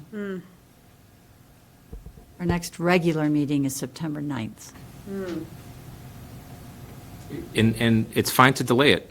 It does cause a couple of different things. One of them, we've got to redo some of our leadership retreat around in July, where we would be talking about some of this stuff. But it's the will of the committee. If you want to delay it until the September committee, then we can do that. Could I just put something out? This is slated to start July 1. We've got a number of things geared up with it. We can come back, if you choose to vote it tonight, we can absolutely put it on the next agenda, we can amend the plan if there are concerns or things that come out of the conversation. So I'd like to be able to bring this forward on July 1st, just because we've already got a number of things in the work related to this plan. And I just want to make the point, if we look at the plan, we can revisit it in context. If we'd like to make changes, we can. We can make changes to this plan at any time we like, because it is in fact our plan. The other thing with the plan is we make, as an administrative team, we adjust the plan at the end of every year anyway. Because the district's required to have the triennial plan, we're required to have an annual action plan every year. For this district, the first year of the triennial plan is our annual action plan. And then at the end of the year, once we make progress, we see where we're at, we make adjustments based on where we're at. The amended triennial plan, year 2, becomes our annual action plan. So the plan, although we're putting the plan in place right now, it is in fact frequently amended, because there are things where we may not have sufficient funding, or we may find that there's a better route to take, and we'll just update the plan. So I would encourage the committee to vote the plan tonight, although you don't have to. Jillian, I'm with you, though. And we can amend as you like, moving Between forward. superintendent evaluation, this big Let- agenda that we had today, I would say we should probably do it in a special meeting. If I may recommend a special meeting next Tuesday, we can do a virtual meeting. We do not physically have to be here and for this whole purpose of voting on the I'm triennial not available plan. next Tuesday. Okay.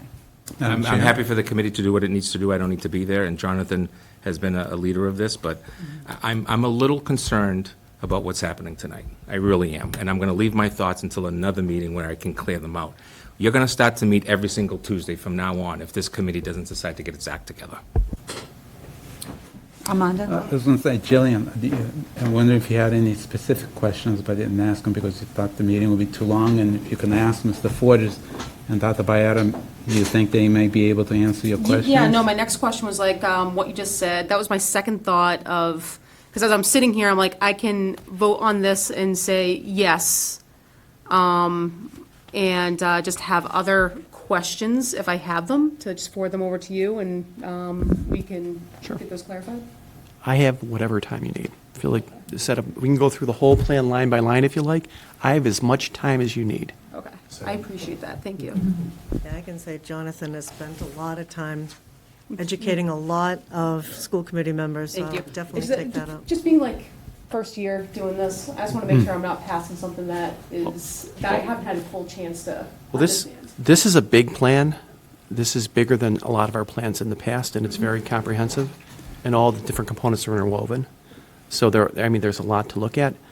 I'll give you, we can do whatever you like. I'll set aside an entire day or two if you like. I I appreciate wouldn't that. want to vote on something I haven't had a chance to really go through fully either. I don't want to just vote on something I haven't fully read.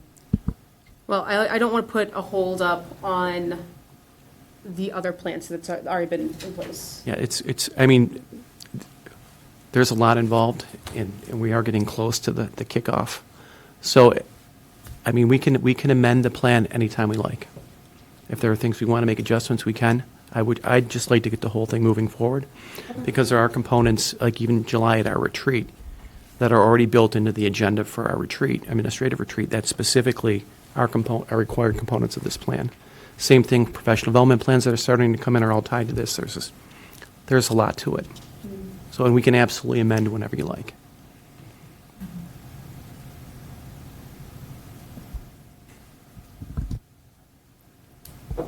Jillian, what's your preference? I would make a motion that we have a special meeting within the next 2 weeks, with or without the superintendent. The assistant superintendent is willing to do it. So there's already a motion Chance. on the floor, so it would be a counter motion? You should withdraw the motion if the maker of the motion would withdraw the motion, and then I'll make a suggestion that supports Ms. Powers' comment. So if we do a special meeting like next week, Can I request that you do it on Monday, the 30th? How about Tuesday, the 1st? I'm not available for either one of oh, those days. that's July 1st. How about the week of the 7th or 8th of July? Because that first week, a lot of us are out, or I'm back, but my point is, and this would be the only action item in the agenda. It would be the triennial plan. To you, Superintendent, you had noted that you do not necessarily have to be here for it. I think that Mr. Ford would be key, since he was responsible for putting this together and is pretty well informed on the various aspects of the plan. Are you available next Tuesday evening? I had a vacation day planned for that, but I will rescind that day, and I'd be more than happy to be here to address whatever your questions are. Or it doesn't have to be a Tuesday if the committee prefers another day of the week. Do we have a chance to say? Yeah, no, I'm free next Tuesday if you will not be here. Really, my summer schedule has started, and I plan the dates we have. Right. Yeah. I'm working until 7 o'clock Understood. every night. so, Understood. Yeah. Unless, so. Like I said, It's the first week. I'm good Summer. voting on this tonight, Yeah. as long as we can have a follow-up next month, that we can address any questions. I might have none. I might not have any feedback or any questions at all. Just a comfort level of knowing that it can be amended or updated, or questions can be answered. And I Yeah. can forward anything that I have. I completely understand. Might I make a suggestion then? Jen, you said you're working until 7. Would you be amenable, because this should be a quick meeting, because this would be the only agenda item? Would you be amenable to a 7:30 meeting? Yes. Would that give you time? Okay, and could we do it maybe on Monday and not Tuesday, so that Jonathan can John have can take his his, personal day? yes. Oh, I'm out all week. You're out, then it doesn't matter, okay. So What's the date? The date would be the 24th if it's on Tuesday, the 23rd if it's on Monday. But do we want to go with a 7:30? That's on the 24th virtual meeting? Sure. Okay. Joe, all right, so then Armando, I need you to withdraw your motion. I withdraw my motion. Okay. Do I have a motion to schedule a special meeting on Tuesday, June the 24th at 7:30 PM for the purpose of voting on the triennial district improvement plan? I move for that. Okay. All right, so that was made by Jillian. Do I have a second? Second. Seconded by Jen. Any discussion?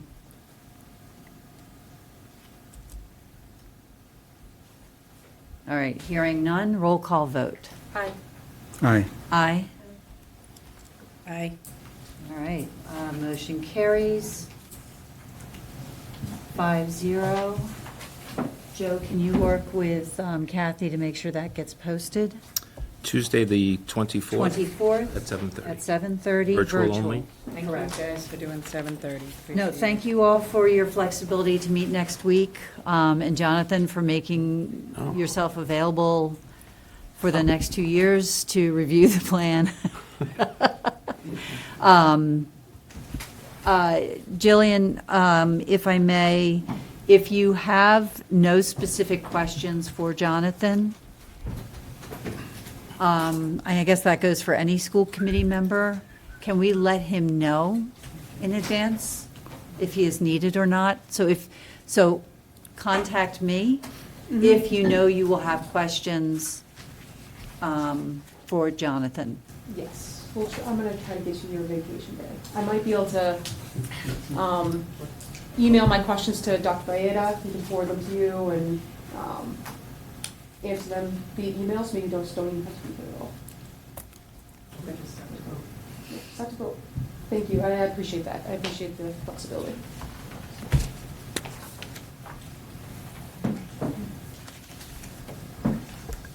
Clarifying question. Yes. Jonathan, is the history been that the school committee votes any updates to the triennial plan?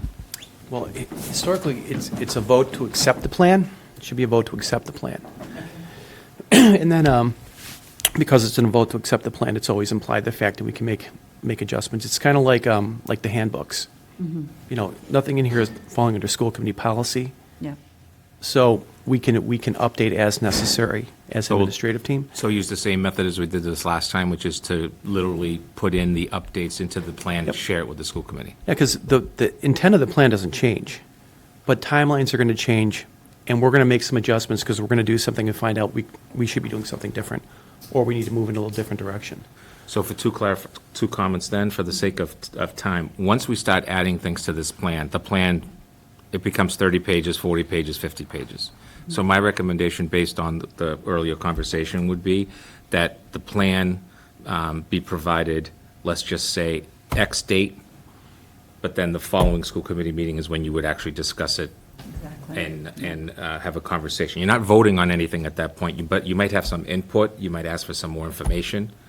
That way, because this plan will, I mean, the original plan was much thinner than this one, and it grew to be significant number of pages. So that way, the committee has it on a Tuesday, and then 2 Tuesdays later can say, hey, we have it as, not an action item, just a reporting out and public comment, if you will, from the committee. That makes sense. Yeah, that has been our methodology that we've adopted based on the policy committee, where we try to bring something to the school committee for informational purposes, the opportunity to ask questions, and then to vote on it the following meeting. So I know that I think is the preferred cadence for the school committee. It gives them time to sit with it and to ask any follow-up questions or to meet. So, yeah, Superintendent, I appreciate that. Thank you. All right, are we ready to move on? Excellent. Approval of minutes. Does anyone have any amendments for the May 20, 2025 meeting minutes.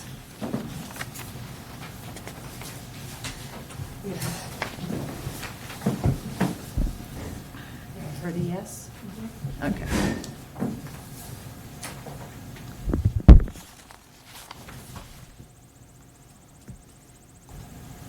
This is regular minutes of May 20th. Correct. 2025. Second page. The E item, Hall of Fame inductions. We have Ms. Carol Savino, Mr. Kevin Connolly, Mr. Dave Barbato, Barbato. Can you see that one more time? So it's the third name on, Mr. David Barbato, Oh, okay. not Barbaeta. Is that what it says? That's what it says. It's close. The second name should be Mr. Ryan Lacasse, capital L-A, capital C-A-S-S-E, not McCats. Sounds the same. I think I said it quickly at that meeting. Andrea Chica, Mr. Charlie Green was inducted into the, and it probably should say the Athletic Hall of Fame. Not just the Hall of Fame.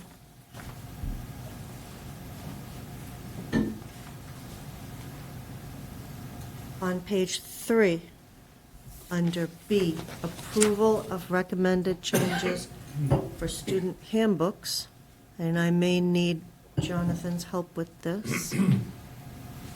It is 1, 2, 3, 4, 5, 6, 7 lines down. That starts with guideline in a policy.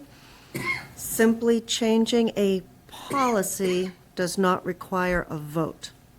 Actually, changing a policy does require a vote. I think it's supposed to say procedure. Oh, procedure is not required. Right, so I think that's what that line is supposed to say. Do you see it 7 lines down? Yeah, I'm looking at it right now. Replace Yeah. policy with procedure. I think replace policy with procedure.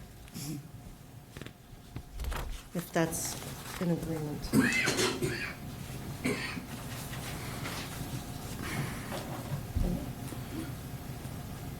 Yes. Yeah.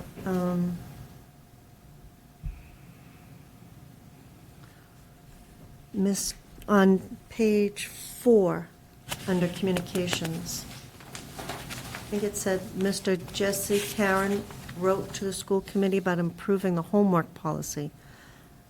Did we get that printed and distributed as we have others? Specifically at this meeting, was that one printed and distributed? I don't remember getting it. Good question. I mean, I've had others too from the select board that weren't printed and distributed, specifically the select board from 322. It says, Mr. Jesse McCarron wrote to the school committee. So I request that that get printed and disseminated, maybe at the next meeting.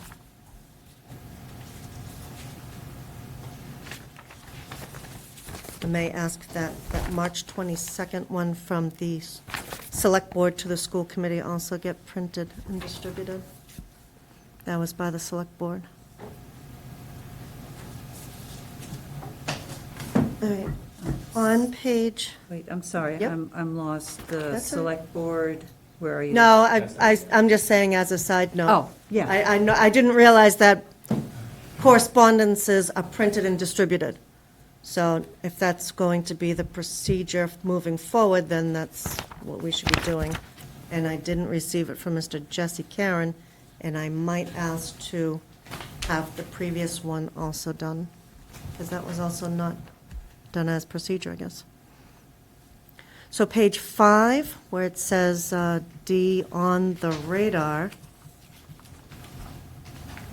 and it starts with Ms. Karen Powers reported that parents told her elementary school students are receiving more than 2 hours of homework at night and then being denied recess the next day if they don't complete it. Other parents shared with her at, it shouldn't say the high school level, it should say all school levels. It wasn't just the high school, it was at all school levels, are having trouble not arranging appointments necessarily, but arranging appointments after school. I think they're probably getting some appointments, but it's only during like flex block or I'll see you at recess is what I've been told. And the point was that there is, under the teacher's contract, Joe, you and I had this conversation, under the teacher's contract, under Article 8, the teachers are supposed to be there on Tuesday, Wednesday, Thursday, unless they have something else going on. Elementary school teachers from 3 to 3:30, OMS and Stoughton High School from 2:15 to 2:45 for student assistance. So I know that's a lot to put in this one thing, but really it was that all levels are having trouble arranging after-school appointments. So change the high school to all levels are having trouble arranging appointments after school. Yes? Anything else? Yep.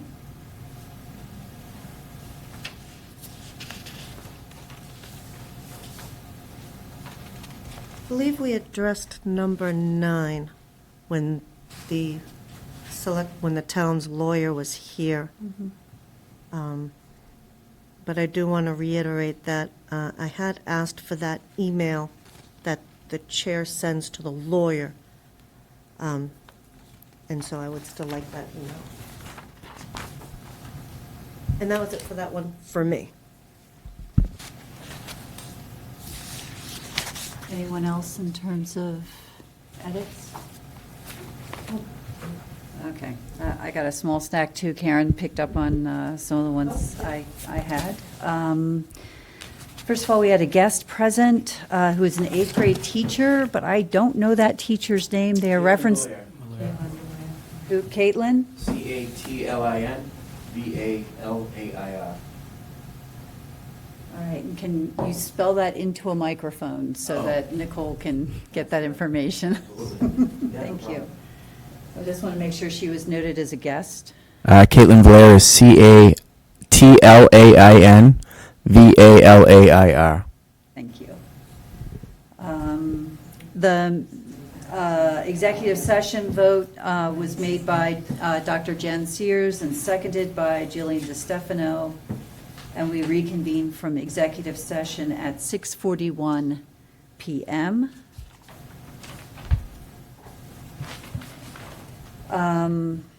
Under item E on page 2, we need to remove that heading because it was not on the agenda. And adding that as an agenda item is an open meeting law violation. So it is simply a comment that Ms. Powers made, and I recommend that we start that sentence with Ms. Powers commented that, and then with the edits and the names that she had mentioned. Under presentations, 4A, the Hanson Student Council in the second line, where they represent their own classrooms and are also assigned to a classroom in the younger grades, not and will be assigned. It makes it sound like it's not concurrent. It is concurrent. Under the Climate Action Committee presentation, about 2/3 of the way through the sentence that begins, the committee recommends having a townwide recycling program, idle-free zones, and I would just remove the word having, and having recycling, and recycling and composting equipment. It's not needed. On page 3, approval of recommended changes for student handbooks. You guys are pretty much already got the other things, just the little things, so that doesn't matter. C, 8th grade civics projects, wanted to correct the spelling of names. So Miss Lily Goodwin, Lily is Lily, and Caitlin is Kaitlyn. And then where it says a teacher, we can insert the teacher's actual name. On page 4, under D, communications, I do not know the gender of Jesse Karen and would just respectfully request we strike Mr. Under contract negotiations, the administrative assistance tentative agreement was made, the motion was made by Karen Powers, and it was seconded by Jen Sears, not Jillian DeStefano. The custodians union, the motion was made by Jillian DeStefano and seconded by Jen Sears. And you picked up on that. And to adjourn, at 9:46, Jen Sears made the motion to adjourn, seconded by Jillian DeStefano, and those were all of mine. And if you have not noticed, I am trying to make an effort to speak slowly and into my recording microphone. For the recording secretary, she is struggling to hear us at times, and even goes back to reviewing SMAC recordings to see which direction my head turns in to try and figure out who's making a motion and who's seconding. So I'm trying to make sure I reiterate it, but when we make motions in seconds, I kindly remind you to speak into your microphone and make sure it is turned on. Any other amendments to the May 20 minutes? Can I have a motion to approve as amended? I motion to approve. And that was Jillian, I second. and that was Jen Sears seconding. Motion was moved and seconded. Roll call vote. Aye. Abstain. Aye. Aye. That is 401, correct? Correct. Okay. Perfect. Minutes for May 27th. Any amendments there?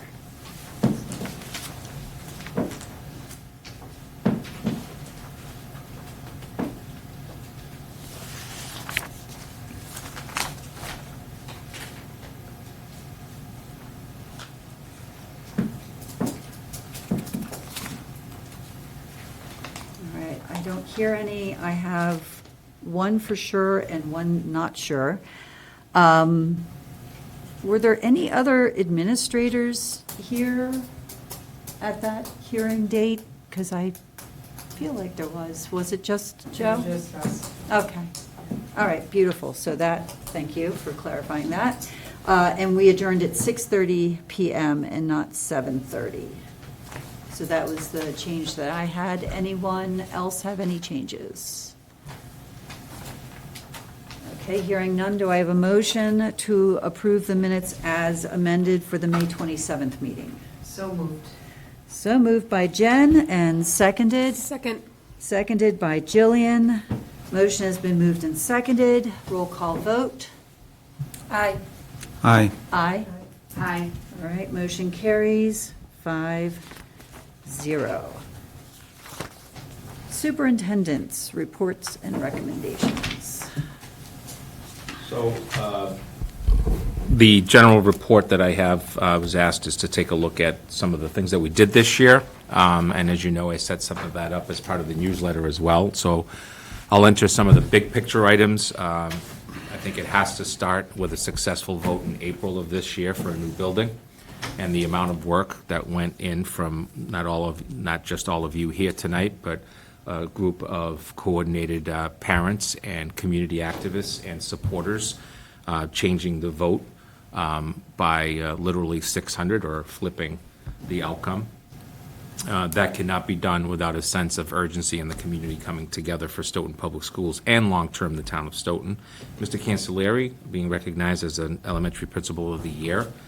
For the second year, both the Wilkins and the South being recognized as two of the best elementary schools by U.S. News and World Report.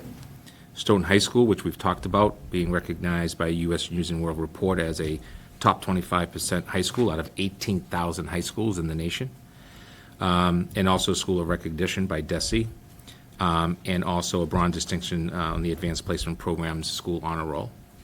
Our Fine Arts Department continued to bring home numerous awards. I'll hit the ones that I have here. The High School Theater Program's production of Anonymous, winning the top prize at the Mass Educational Theaters Guild 2025 High School Drama Festival. I did, in fact, give him the plaque this week that it came in, so that you know.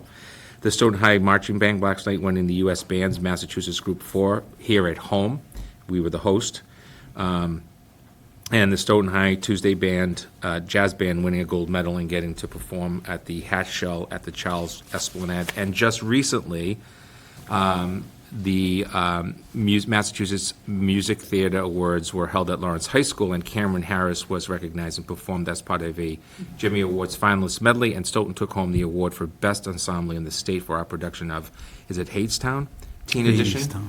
The evening was a fun way to wrap up the year, so we did publicize that. That's just literally came in on June 11th. Our SHS girls soccer, boys basketball, girls tennis, and softball teams all made the post-tournament this year. The girls made the tournament for the first time in 30 years. That's awesome. Both softball and boys outdoor track and field teams won the Hockomock League Davenport Division titles this spring, so that's great. This was, for softball, their first regular season league championship since '05, so, 20 years. And of course, one of the areas that we're incredibly proud of is our unified sports program, which continues to grow. And our middle school students also getting to participate in athletics, including soccer, cross-country, field hockey, basketball, wrestling, and track, providing these students times after school. As always, we celebrated a lot of different students throughout the year. I won't go into each of them, but I do want to recognize the Special Education Parent Advisory Council, or CPAC, for starting the Bright Night Award presentation this year for educators who are dedicated with students with unique learning needs. And we also saw the highest number of SHS graduates receive the Seal of Biliteracy. I was noted earlier, and the number was pretty significant. I also want to note this year the school committee set up the District for Future Success and Stability by appointing Julie Miller as the superintendent-elect. She actually has a sign that says superintendent-elect. I don't know if you guys saw that. I don't know if you saw that. And we will begin our process this coming month. I also want to acknowledge the proud work. It doesn't happen as smoothly, and it was hard work, of the school committee and various of you that participated in negotiating with our unions, and it was very collegial, professional, and things got done, and we have provided our administrative assistants, our custodians, our food services, what we would consider now finally competitive wages to go along with the other areas. I want to thank the Joint Labor Management Committee comprising of STA members, one led by Matt, another one led by Rob Cancelleri, looking at school schedules, looking how to implement SEL, and it was done collaboratively, and there's been a lot of positive commentary about how that's coming along, and that's just joint labor management working together to resolve the issues. We are very excited about the beginning of the revamping of the Stoughton Academy, and I will be seeking a school committee member to be an active member of that committee in the future, probably in the fall. I'll ask the committee to see if there's a committee member that would like to be part of that. We started our first kickoff meeting, and now we kind of are establishing which roads we want to take, and we want to make sure that you're involved with that as well. I want to thank everyone for participating in all the numerous events that took place this year. I want to note that today, June 17th, until midnight, is the last day to register for transportation. Please do so, pay it, and then if you have to back out, we'll refund you if we have to. But just make sure you take care of that as much as you can. And then I am wishing our students, our families, our staff, and of course you, the school committee, a safe and relaxing summer. And I want to thank our families this year for really becoming active members of the Stoughton community. So that's the general end-of-year report. Thank you. You want me to move to the climate action? Yes, please. All right, so I provided you a climate action plan committee based on some comments that some of you made around making sure that we begin to work on this. As you know, the town passed a resolution to start the idea of taking care of these things. So what I did is I took what was provided literally to the select board, and I reworded it, cut and paste, if you will, about what are we going to do as a school system to try to become better at noticing and supporting and teaching our students about this. So we're definitely going to start to attack the anti-idling outside of our schools. I happen to just be looking at this the last couple of weeks, and it's pretty significant because people are showing up so early to pick up kids. We're going to be looking towards developing the electric infrastructure and charging stations. That we'll be talking about that again with the new school. We want to make sure that we're looking at this long-term at all of our schools as we have more and more folks actually having electric vehicles. That the district advocate for recycling by having recycling receptacles next to trash cans at the schools, including classroom and public areas. We are also thinking outside. Some of our competitive, our colleague schools are actually doing it in their playgrounds, at their fields. But the school district promote composting areas at each school. This is a hard one, by the way. This is not an easy one. Or have curbside pickup. That the school districts promote bicycle and pedestrian connectivity along school zones. This one will also require some further discussions with the state.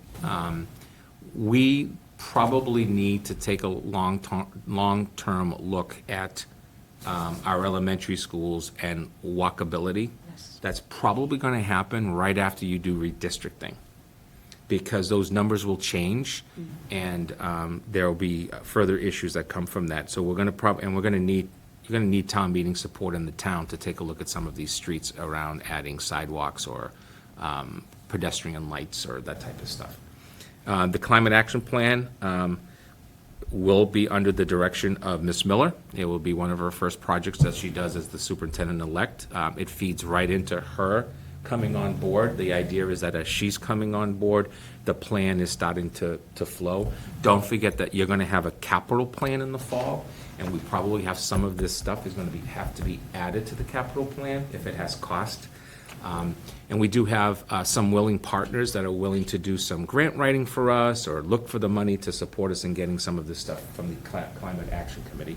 So I'll be sitting down with Julie to kind of really discuss who to reach out to and begin the process this summer or early fall at the latest of starting the process.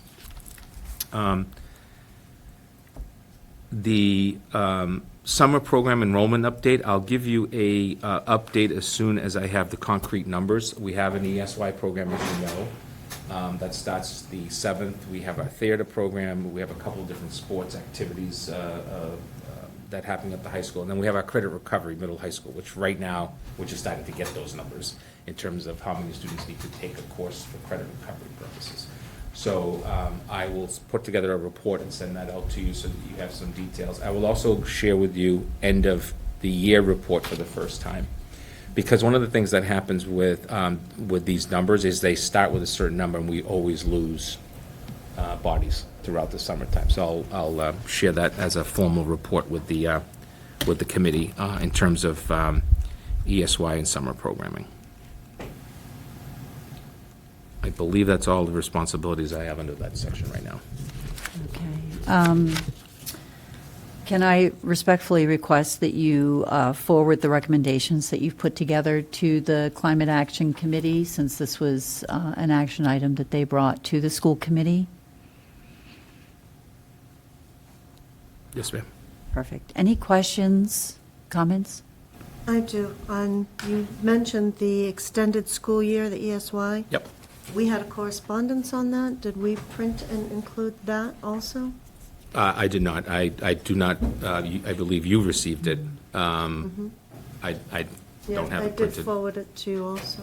Yeah, I don't know what gets in correspondence or what doesn't. but some things That do is and part some of, don't. that is part of my update, the correspondence piece. So that was something that I was going to go over. It was not forwarded because of FERPA. We don't want personally identifying information going out into the public meeting packet. For the child, not for the And- parent. and that the wrote it. parent. Well, the parents wrote 2 other ones too, and that got Right. sent in also. So I could reach out to her again, because I know that she wants to make it public. Okay. All right. Thank you, Dr. Baeta. No further questions? Perfect. Great segue into school committee communications. First, I just wanted to say that we've received 2 letters from the community regarding school committee meeting conduct.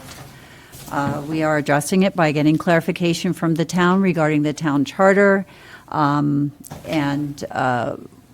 and we also have some action items that we can take away from the presentation today in terms of, we now know that that's within our purview to change and to address, so we can create a policy there that makes sense for us and put that into place and maybe update something that's exactly 60 years old. So I think that is excellent. And we are also setting up a professional development retreat for the school committee to create operating and governance norms. So that is an action item that we will be taking up, and I'm going to discuss that retreat in just a couple of bullets. So we've also received a letter from the community asking about access to special education services over the summer. I just want to remind our viewers that, of course, we appreciate all correspondences, but the purview of the school committee extends to policies, the evaluation of the superintendent, and the school district budget.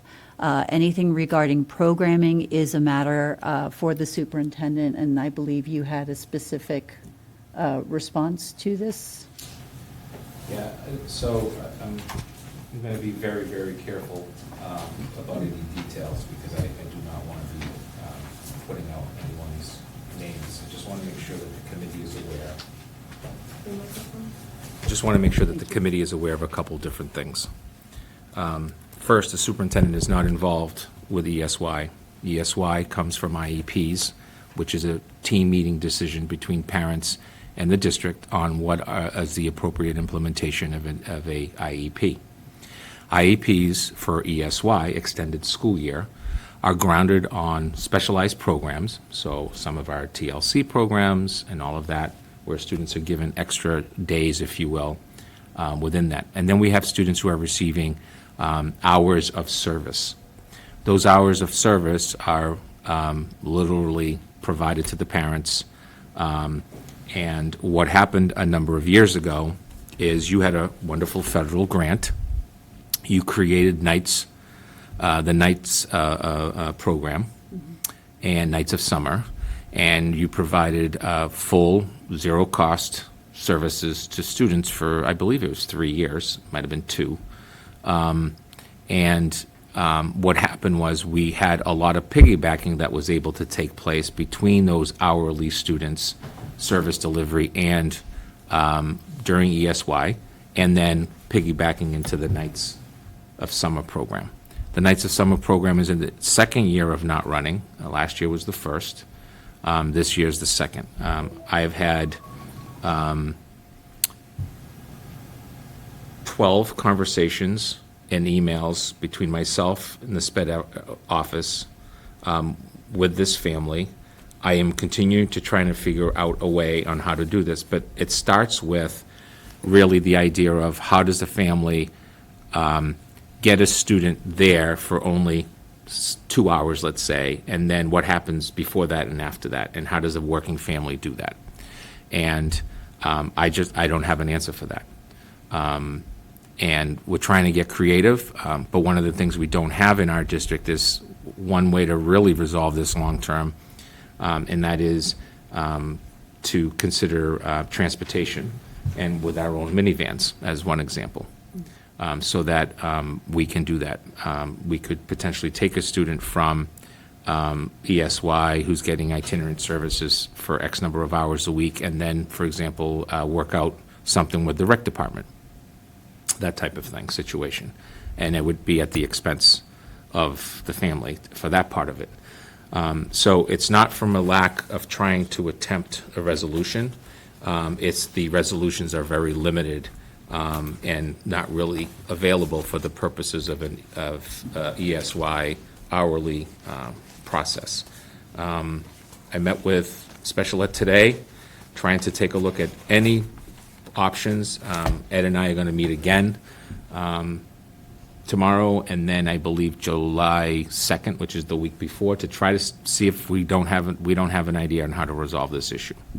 I do know that the family reached out to CPAC. I met with CPAC, one of the leaders at the Wilkins School during the Wilkins School Fair, and they provided the same response to the family that I just provided. I get it, it's a catch-22. Unfortunately, we set something up when we had the finances for Nights of Summer. We no longer have that program, it's not available, and so families are having to find other ways to do this. We do have other families in the same predicament situation that have found other ways around and to be able to take care of the child. That's as much of a specifics I'm going to get into tonight. Thank you. Next agenda item, we have the school committee meeting calendar. You'll find that in your packet. This calendar is for planning purposes only. Obviously, if an urgent matter comes up that requires our attention, we may need to shift or add a school committee meeting. Conversely, if we do not have any business before us, we may not hold a meeting. If that were the case, we would absolutely let the public know well in advance. Any questions about the meeting calendar? Do you know if any of these meetings conflict with the select board meetings? I don't believe they do, specifically because they tend to fall on the first and third. That's why there was a conflict this week with our meeting, and that's one of the reasons why the school committee in past practice has opted to meet the second and fourth Tuesday of the month. So hopefully going forward, that will not occur. Excellent. Next, you'll find the school committee appointments in your packet. I really appreciate everyone giving me their thoughts in terms of where they think their talents can best benefit the school committee and the district. Accordingly, I've done my best to try to match people with most of their preferred placements. If you have any concerns or questions about the appointments, please reach out to me directly. I definitely have some. I was looking at last year's appointments, and I'm looking at liaisons, which were added. Liaisons are new this year? A liaison for each of the schools? Because I didn't see it in here. No, the liaisons have never been included before. That was something when I was appointed New. to several, when I was appointed to LPAC, for example. I was not aware of any LPAC meetings and did not hear for many months of LPAC meetings, and there were reasons for that. But I didn't know who the school contact was for that and had requested that information. So for the ease of the school committee, I asked Dr. Baeta and his team to put together who the key district liaison would be for that. So if you have any questions about how often you meet or what the duties might be or what the expectations are, you have a person to contact. So that was new information. Would you prefer I take that out? I'm not sure I'm understanding it. So if someone has a question about North River, wait, what are the liaisons for? What are you saying they're for? For contacts? So you can contact somebody? Yeah. If we have a question, like on LPAC? Correct. And are you talking about the key district contact, or are you talking about the appointee? That's not the appointee. The appointee is after that. It's just who would be a district contact for that specific appointment. I don't see where last year we had liaisons at all. So that's a new item that the school committee is making liaisons. I mean, we're liaisons to all of them because we're not districted. No, So we're a liaison for all of these. I'm sorry, I'm getting confused in terms of the language you're using. When you say liaison, because I don't see that on the form, or do you mean for the School liaisons, right. Oh, for the actual Right, schools. school liaisons. Right, that was something we had discussed in our last meeting, to ensure that school committee members, that the schools enjoy equal attention. from school committee members rather than, for example, many school committee members going to the South Fair, but maybe not the one at the Wilkins. It's just a way to ensure that the school committee is visible, and it's a way to make sure that, parents have a key person that they can go to or talk to if they have any issues that they would like the school committee to bring up. All right, I was just confused. I had never seen that before. That's something that was newly implemented this year. No, we discussed that at the last meeting. As a matter of fact, Jen was the one who brought up the fact that the Pete Jones School was missing from Right. that. So it was something we brought up. Which I think and- it still is. No. No, is it in here? Oh, I see it, yep. Yeah. But Just not sure we voted to add it. I asked if there were any objections, and no No one. vote. Do the principals, do they know? They will know. I'm waiting, I'm waiting for this. Surprise. I'm going to do it twice. I'm going to do it after everything's settled, and then we're going to do it again in the fall. Appreciate, yeah, I'd love if they could email us, like, things that they have going on, just to, like, invite us to school councils and stuff like that, great. That's the key. It's a Yes. two-way, it's to have, the idea is that every principal has a school committee contact and vice versa, so that if there's something happening at a school, you can get that invitation and choose to go or not, or you can announce it at the next school committee meeting, hey, don't forget that X is happening. That, the intent is just more communication. It's, if you can make it, great. If you can't, you just can't. It's Yeah, okay. No, I love it. So, there are some things going on in different schools I can't go to for timing purposes, but I do go to other stuff, so I absolutely love it.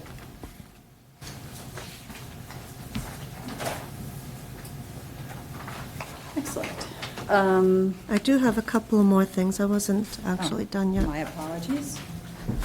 So Pilgrim Collaborative, that doesn't have anyone? Yeah, so we have a request out to the Pilgrim Collaborative, because Pilgrim Collaborative is one of the collaboratives that actually has a school committee member appointed instead of the superintendent.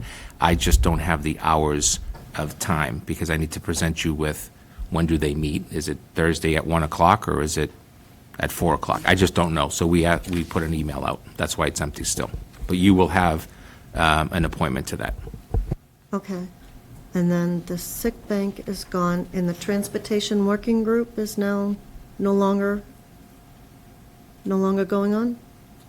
I don't see it as going on right now, but again, we can always put somebody in there if you'd like. Just when we were redistricting, right? Is that a separate one? Redistricting is. committee? Yep. Okay. And then the SMAC board. The SMAC board has Gina Coe on it. So your And that was listed last year as she was the appointee. So now we're also going to have a school committee member? Because she is the appointee of the school committee. So the SMAC board is currently Gina Coe for at least, I believe, another year. Correct. So after that, then the committee, the school committee has done both. It's appointed one of themselves to the board, the SMAC board, or appointed a party from outside. So at this time, I believe that Kathy said that the prior chair had appointed Gina Coe for a 2-year term, if I remember correctly. That is correct. That's the contract that we have with SMAC. So Mr. Barbosa can't be because Ms. Coe is.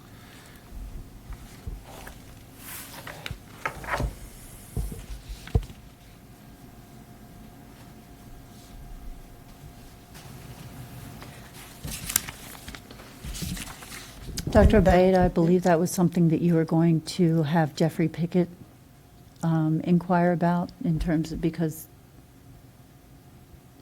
Yes, Jeff and I have spoken about this, and we went back and looked at the appointment that was made by Catherine okay. prior to you. I believe it was last year for 2 years. So what I'm trying to figure out is, are we entering I the second don't remember ever voting on a SMAC liaison, and We I've did. been here 2 years. Yep, we voted it here.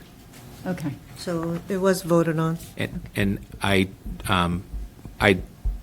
may be corrected, so I may have to look. I don't know if any of these were ever voted. Yes. I think they were appointed by the chair. Okay. They were appointed by the chair, and then I believe there was just a general consensus vote. You may be correct. They're all chair appointees.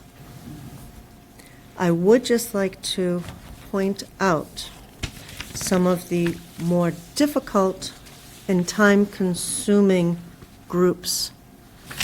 Budget is very time-consuming. The teachers' negotiations that are coming up, specifically A is going to be very time-consuming, which is why we usually have 2 people on that one. Yep. Policy is very time-consuming. That was a lot. We got through a lot. Redistricting can be, and the building committee one is going to get busy. And I would say that of the 1, 2, 3, 4, out of those 5 very time-consuming ones, Jillian is on all of them. And I thanked, So you are going to have a very no, I- difficult I time thanked get- Chris for her getting all of this in. support and trusting me to Yes. to be able to accomplish those. Yeah, I don't know if that's going to serve the public well, having you trying to do all of that, plus have a job and a home and a life and a husband maybe. But, yeah, so good luck. I mean, I did say that I would take policy, but I don't mind you taking it because it's very time-consuming for me as well, and I have less time right now. And I would like to point out again that if anyone has any concerns or would like to take on additional, would love to see equal representation across the appointments of school committee members. So, and obviously, this is not set in stone, so if something happens and we need to make a shift, then we need to make a shift. My goal is not to burn out school committee members. Yeah, that's going to definitely be a hard one. I think you had a really easy schedule, too. I think your hard one was negotiation B. But that was it. But I'm still willing, listen, if you still want to, I'll still willing to take policy, because I already know it. So I don't mind doing that. I don't know if you wanted to take on another one. But Armando has a lot. He has like 8. He has the most He does have 8. of everyone. So that's an awful lot. He's down to 7. Well, he's down to 7 now, which is the same as Jillian, but Jillian's are much more time-consuming. You know, Chris's aren't that time-consuming. Jen has negotiation A's, use of facilities. She has policy, so she's going to be busy also, plus all summer she's going to be giving lessons. Yeah, so I just, I'm not so sure that it was,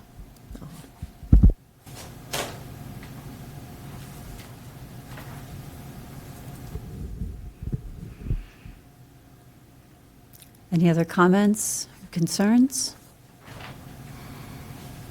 I guess one question I do have is when it comes to meetings with these groups, is that something, I mean, some of these are, you know, like building committee, that's already made, but, you know, for something like a policy committee, do we choose when we want to meet for those or when we have to meet for those? Conveniently, your liaison or your district contact is right next to you. Oh, excellent, hey. It's up to us. Okay, all right. So would it be the best to email our district contacts and just, I'm assuming they're going to be let know that we're appointed and that we can reach out to them and start setting up some times and dates to meet and discuss with those? Yeah. And it's also worth noting that many of these have virtual options as well, and some of them that are solely within this group, such as the policy committee, could be virtual if you prefer, or if you prefer in person, you can do in person. So you do have that option as well.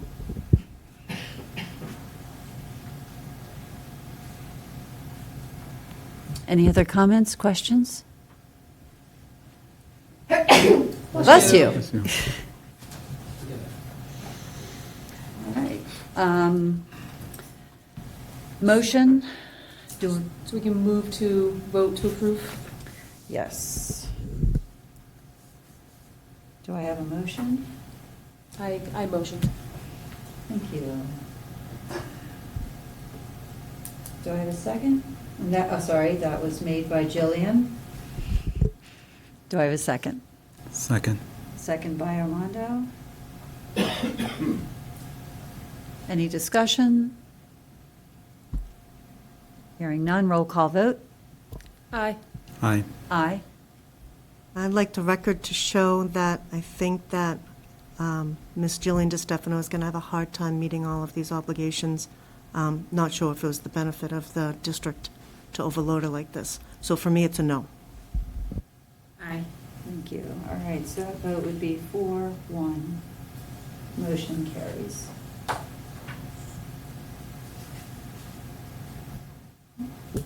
And finally, next school committee meeting is a special meeting. We're meeting for the purposes of professional development. It will be held on July 22nd, starting at 5 p.m. instead of 6. So the first hour will be considered executive session. We'll have a 1-hour training around contract negotiations, and specifically around communications for contract negotiations, and then a 2-hour facilitated discussion to create our group operating norms and governance norms. We should be done by 8 p.m. for planning purposes. Accordingly, in our last meeting, we had talked about doing our superintendent evaluation at the July 22nd meeting. In light of this, I'd like to move that we move the evaluation to our first regular meeting, which is scheduled on September 9th, 2025. I've already checked with the superintendent, and he is fine with that. That will give us a little more time if we need to refine our evaluation. I'd still would prefer drafts in by the 27th, but obviously that's not as mission critical. If school committee members prefer a later date of, say, July 15th, I'm happy to go with that, whatever the committee wants. I was prepared to give it June 27th, so should be able to have that. Gold star. There's not much for you to tell. Yeah, no, I appreciate that. And I will be out of town on the 23rd. Of July. Okay. Good to know. Thank you. Next, financial reports and warrants. Any monthly operations or concerns? Dr. Baeta. Yeah, thank you. Through you to the committee and the general public. We're about to enter a very, very tight fiscal year, probably the tightest fiscal year that the town's school department has seen in decades. We are looking to see if some of those federal grants are still coming in. We're getting word that the Title IIs and 3s and 4s and 1, which was never to be touched, looks like it's going to come in. Looks like it's going to come in. Jonathan and I talk about it daily, and that will help. Because we've had to utilize certain funds for professional development and stuff out of operations and all of that. So that's number one. Number two, we may, I sent an email to you, we may have to have some discussions about a supplemental budget. The question would be the timing of that. Typically, supplementals are something where you go until the Maytown meeting, if you will, because you have a situation. And one of them it will be potentially in special education. We are seeing some numbers coming in after the budget was voted, literally, and we're going to have to utilize more of our circuit breaker to offset that going forward in order to balance the budget. That causes a ripple effect into FY27, and so by December, we'll be looking with the FY27 budget to see how that is impacted. The second part is we don't know what the House and Senate or the Congress is going to do around everything to do with this Medicaid discussion and the impact that it would have. There's about 22 states that are going to see hundreds of millions of dollars of potential impacts. We're one of them, Massachusetts. So what does that have as an impact for the current not yet finalized state budget, which is supposed to be done by July 1st, but I think they're going to go a little later than that. Because they're in conference committee, or I think that's the title of it, when 3 people from the House, 3 people from the Senate get together and they try to come to a compromise. So all of that's going to have a ripple effect on municipalities, school budgets, so on, so on, and so on. And then lastly, we are seeing some small spikes on materials and supplies, the traditional paper stuff and pens and all of that. We don't have any final numbers yet, but as we deal with all of our different vendors and stuff, there is some concerns that we're going to see some small spikes. Nothing that's not the COVID time period of the 15 and 20%, but we could see some spikes that, maybe we were looking at 3 to 5, and it might be closer to 7 to 10. We don't know that yet. It's not big numbers on our budget, but still, it eats up certain things. And then lastly, we are hiring for replacement positions, including for retirees, resignations, leaves of absence, and we'll make sure that for the beginning of the school year that you have a report like you did last year from the HR office with all of the different changes in personnel. But it's getting harder and harder to hire people. It just is, especially in certain areas like special education and the mathematics and the sciences. Those are becoming world languages. Those are becoming more and more difficult. So that's the general sense, and we'll get back to probably your first financial report will be in September, October, and we'll have a better picture of what it's going to look like. Any questions for Dr. Baeta? Dr. Baeta, I had a question and just wondered if you've heard anything in terms of the millionaire's tax allocation now that they've figured out how they're dividing that? To date, we have not. We're hearing about literacy grants. We're hearing about preschool grants, but I'm not hearing that operational expenses for public schools is on there. However, one positive thing is, as you know, FY27 is the last year of the Student Opportunity Act. So the House and the Senate, and specifically the Senate, they've agreed to put together a commission due by next year on what happens for fiscal 28 and beyond. So because they know they're coming upon, this SOA implementation coming to an end. So what does that really mean for school districts, especially those that are growing and seeing higher numbers of A, B, and C, different populations of students. So it's going to be really interesting to see how the legislature decides to become active or not. Unfortunately, right now, just surrounding us, there's a number of Proposition 2.5 overrides for operations. Some of them already looking at, actually in one particular community, already cutting police and fire, not only educators. And although the numbers aren't huge, it's concerning for all of us. So there's some fiscal cliffs and strains coming up in the next few years, in my opinion. And that doesn't include if the economy tanks, right? Which anybody in the business field has some concerns about that as well. Sorry for the doom and gloom. Yay. All right. If there are no questions, moving on to the warrants. For the record, the following warrants were reviewed and approved. Student account, May 20th, for the amount of $26,432.89. Another student account, May 22nd, for the amount of $1,082.49.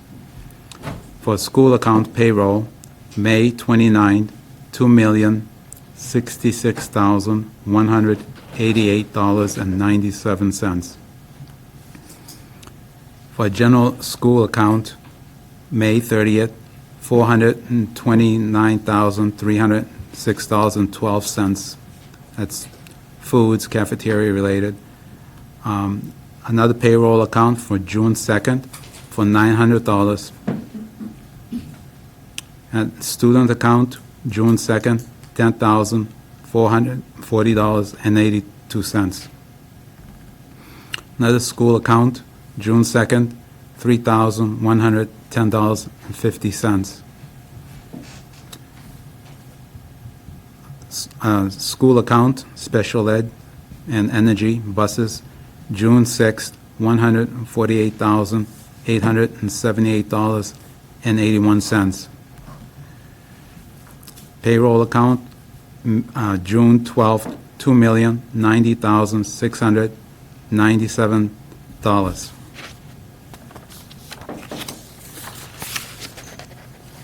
Another school account, primarily transportation buses, June 13th, $628,379.85.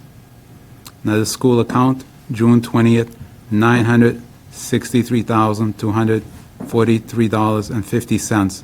Buses, reimbursement, special ed, food. These warrants are available for each school committee member to review. Thank you so much, Armando. All right, moving on. Updating dates of note. As Dr. Baeta mentioned, bus registration is due today. For instructions on how to register and for the registration form, go to the district's website, which is www.stoughtonschools.org, and then click on the picture of the school bus in the lower left corner. It is highlighted. You click on that, and it provides you with all the information you need to apply. Stoughton's Juneteenth celebration will be held on Thursday, June 19th, at Stoughton High School from 11 a.m. until 1:30 p.m. And this year's theme is a day of recognition, forgotten female veterans. It is free to all. Very interactive, phenomenal agenda. School committee superintendent evaluations, I had that is due to me on June 27th. If you need an extension beyond that, just give me a heads up. And then there is an MASC collective bargaining boot camp, which is being held on a Saturday at UMass Amherst on July 19th, 2025. If you are interested in going and need additional information, let me know. And then we have our school committee special meeting scheduled for 5 p.m. on July 22nd. Use of facilities report and recommendations under new items. Dr. Baeta. Thank you, Madam Chair. Through you to the committee. I think most of you know that this project has been undergoing for quite a while, about 2 years, of trying to figure out all the different things in our facilities. We have not seen any changes to facilities hourly costs to custodians since 2014. It's 11 years old. It was set at $38 an hour. And as you can see from the recommendations, we're recommending that we go to $43 per hour, minimum of 2 hours for FY26, and to be reviewed by the committee yearly. The committee needs to review this every single year based on the idea of economics. The recommendations outlined below are effective the 1st of July, and they literally come from working documents. We looked at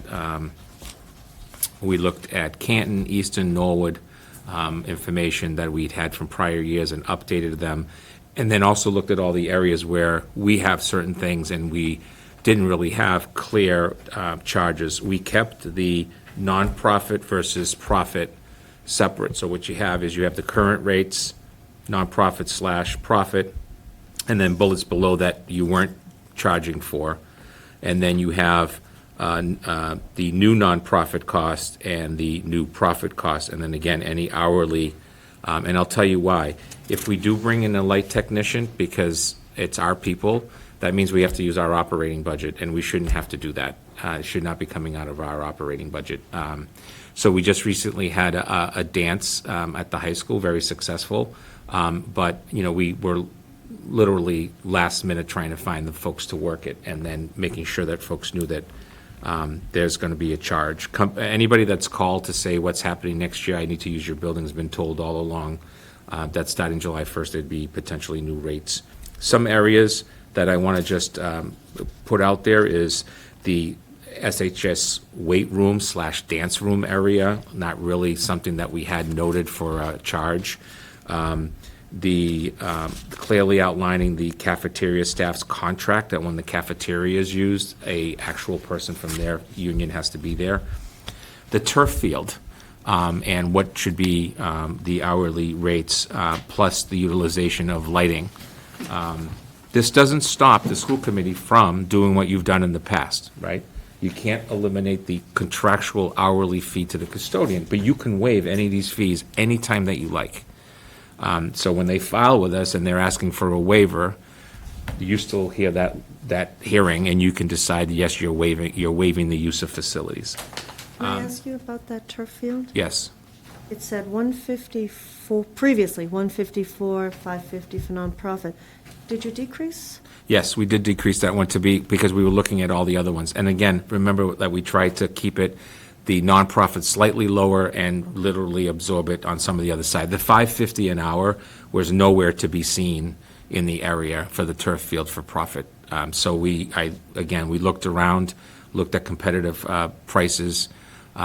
We don't get a ton of requests for the turf field, but if long-term, my opinion, what we should do with the turf field is consider that any money that comes in for the use of that field be sub-separated into an account, so that when you have issues with the turf field, I did this in my last district, they're climbing to $100,000 2 years later in that account.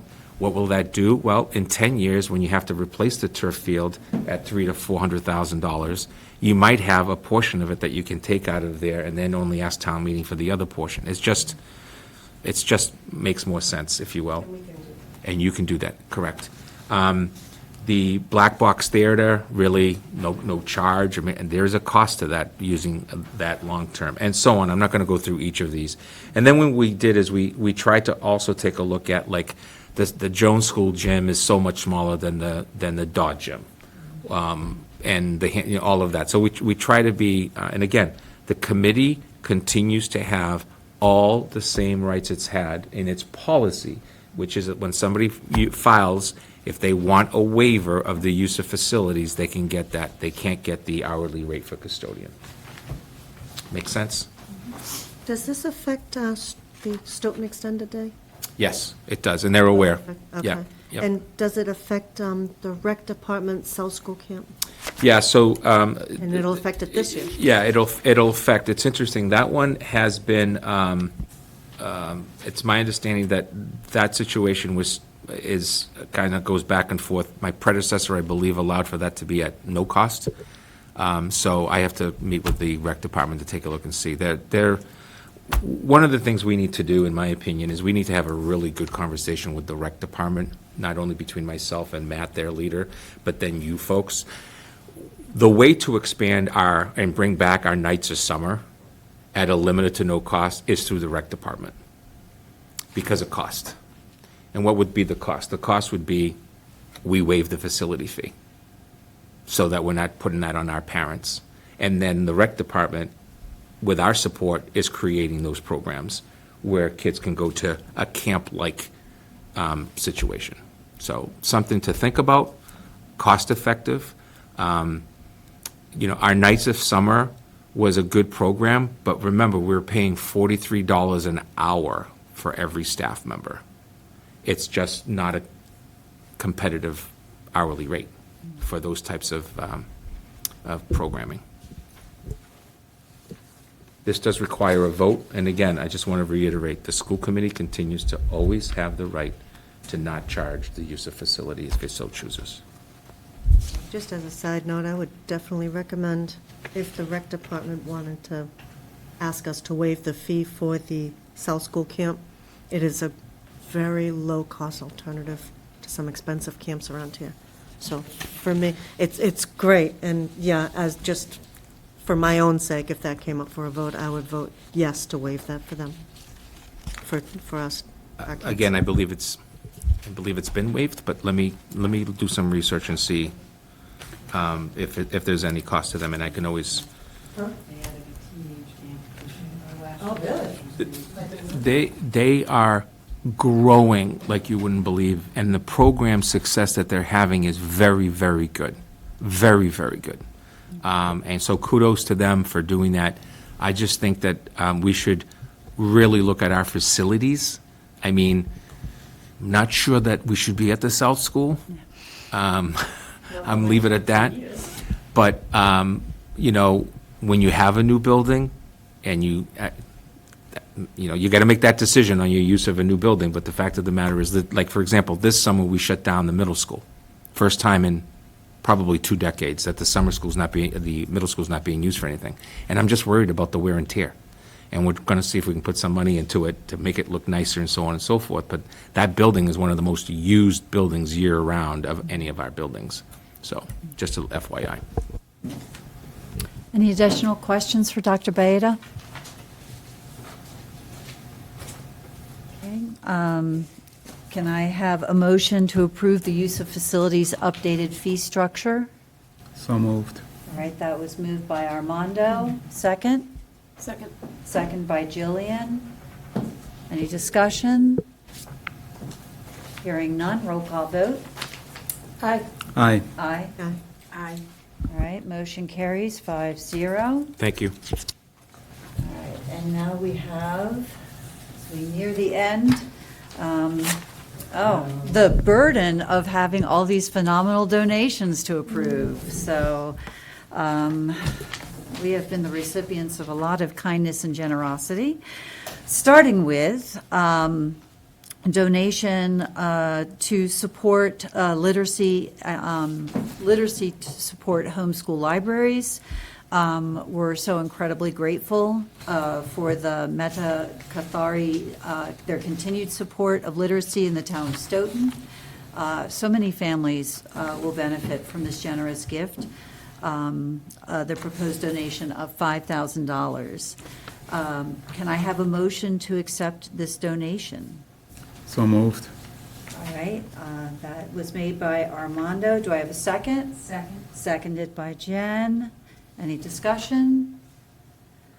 Roll call vote. Aye. Aye. Aye. Aye. Motion carries 5-0. Next, we have thoughtful supply donation from JF Shea CO Company. Our district is always in need of supplies, and we are grateful that you thought of us. Can I have a motion to accept this generous donation of office supplies? So moved. Give it to Jen. Love it when we fight over this. Second? Second. All right. Motion's moved and seconded. Any questions, discussion? Roll call vote. Aye. Aye. Aye. Aye. Motion carries 5-0.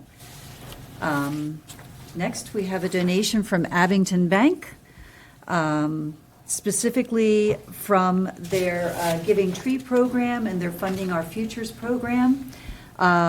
We are fortunate to have a bank like Abington that recognizes the fiscal challenges that we are facing, especially in today's climate, and their generous support of not just our district and organizations, but also other districts.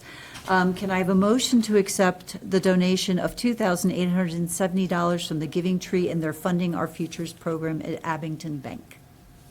So moved. All right, made by Armando. Second? Second. Seconded by Jen. Any discussion? Hearing none, roll call vote. Aye. Aye. Aye. Aye. Motion is carried 5-0. The next donation moved me to tears. The class of 2025 would like to donate $4,000 to the senior class, meaning the class of 2026, specifically to be used toward participation costs and fees, so that recipients would be able, they're hoping that the recipients, the class of 2026, will continue this fund moving forward. It's a great challenge to the class of 2026. So can I have a motion to accept this generous donation from the class of 2025 of $4,000 to the class of 2026? So moved. All right, that was Armando, and do I have a second? Second. Jillian, excellent. Any discussion, debate? No, we love this. All right, roll call vote. Aye. Aye. Aye. Aye. Motion carries 4-0. And finally, we have the Ariana Campanellis Sutton Performing Arts Scholarship. The family has decided to honor Ariana with this Performing Arts Scholarship. It will be, I believe, 4 scholarships, 2 in the form of $1,000 and 2 for $500 each. Do I have a motion to approve this new scholarship? So, All right, that was made by Jen. Do I have a second? Second. Second by Jillian. Motion has been moved and seconded. Any discussion? Hearing none. Roll call vote. Aye. aye. Aye. Aye. Excellent. Okay, and one last thing, 2 things. Yeah, for some reason I lost one. All right. Yeah, thank you. Yeah. All right, 2 final items. We need a motion to approve the Unit A Sync Bank membership. Before we do that, Dr. Baid, if you can just give us a quick summary of what this move is and why we need to approve this. The current contract with the STA has it that the school committee has up to 2 members sitting on the sick bank, and that violates the regulations around them being employees and you as public officials having that information. So it should have been done a number of years ago, but the 2 sides talked about it during negotiations, forgot to do it at the last minute, so we went back and just simply asked, can we do it now? And both sides agreed. Nobody wants to have detailed information about the utilization of a sick bank. So the appointment now will be, the superintendent will appoint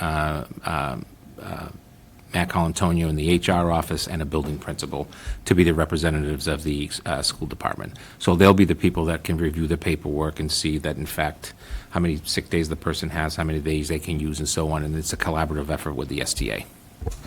Perfect. Any questions or comments for Dr. Baida? Hearing none, can I have a motion to approve the revised makeup of Unit A MOA Sick Bank Committee membership? So moved. All right, that was Armando, and do I have a second? Second. Seconded by Jen. It's been moved and seconded. Any discussion? Seeing none, roll call vote. Aye. Aye. Aye. Aye. All right, motion carries 5-0. And then finally, we have a discussion item around the administrative assistant contract, moving the accounts payable position and removing it from the contract of administrative assistants. Dr. Baeda? Thank you. So this was discussed at one point during negotiations. It didn't happen because of the original person in the position didn't want to move out of the union. The union supported her in that. We were fine with it as well, but we left it on the table that if the position became open, we'd want to move it to a non-union position. The person in the position of accounts payable is now moved to become the administrative assistant to the assistant superintendent of schools, which is also a non-union position, which allows us to take exactly what we said we were going to originally do, and now we'll hire a new employee, non-union. Thank you. Any questions for Dr. Baeda? Seeing none, can I have a motion to approve moving the accounts payable position from the administrative assistance unit to a non-union status? So moved. That was Jen. Do I have a Second. second by Jillian? Motion was moved and seconded. Any discussion? Seeing none, roll call vote. Aye. Aye. Aye. Aye. Motion carries 5-0. The next planned regular meeting of the school committee is September 9th, 2025 at 6 p.m. here at the district office. We will have a virtual meeting at 7:30 on June 24th for the specific purpose of voting on the triennial district improvement plan. That being said, can I have a motion to adjourn? So moved. Okay, I'm going to give that to Jillian. Do I have a second? Second. All right, that was Armando. Moved and seconded. Roll call vote. Aye. Aye. Aye. Aye. All right, motion carries 5-0. Meeting ends at 9:46 p.m.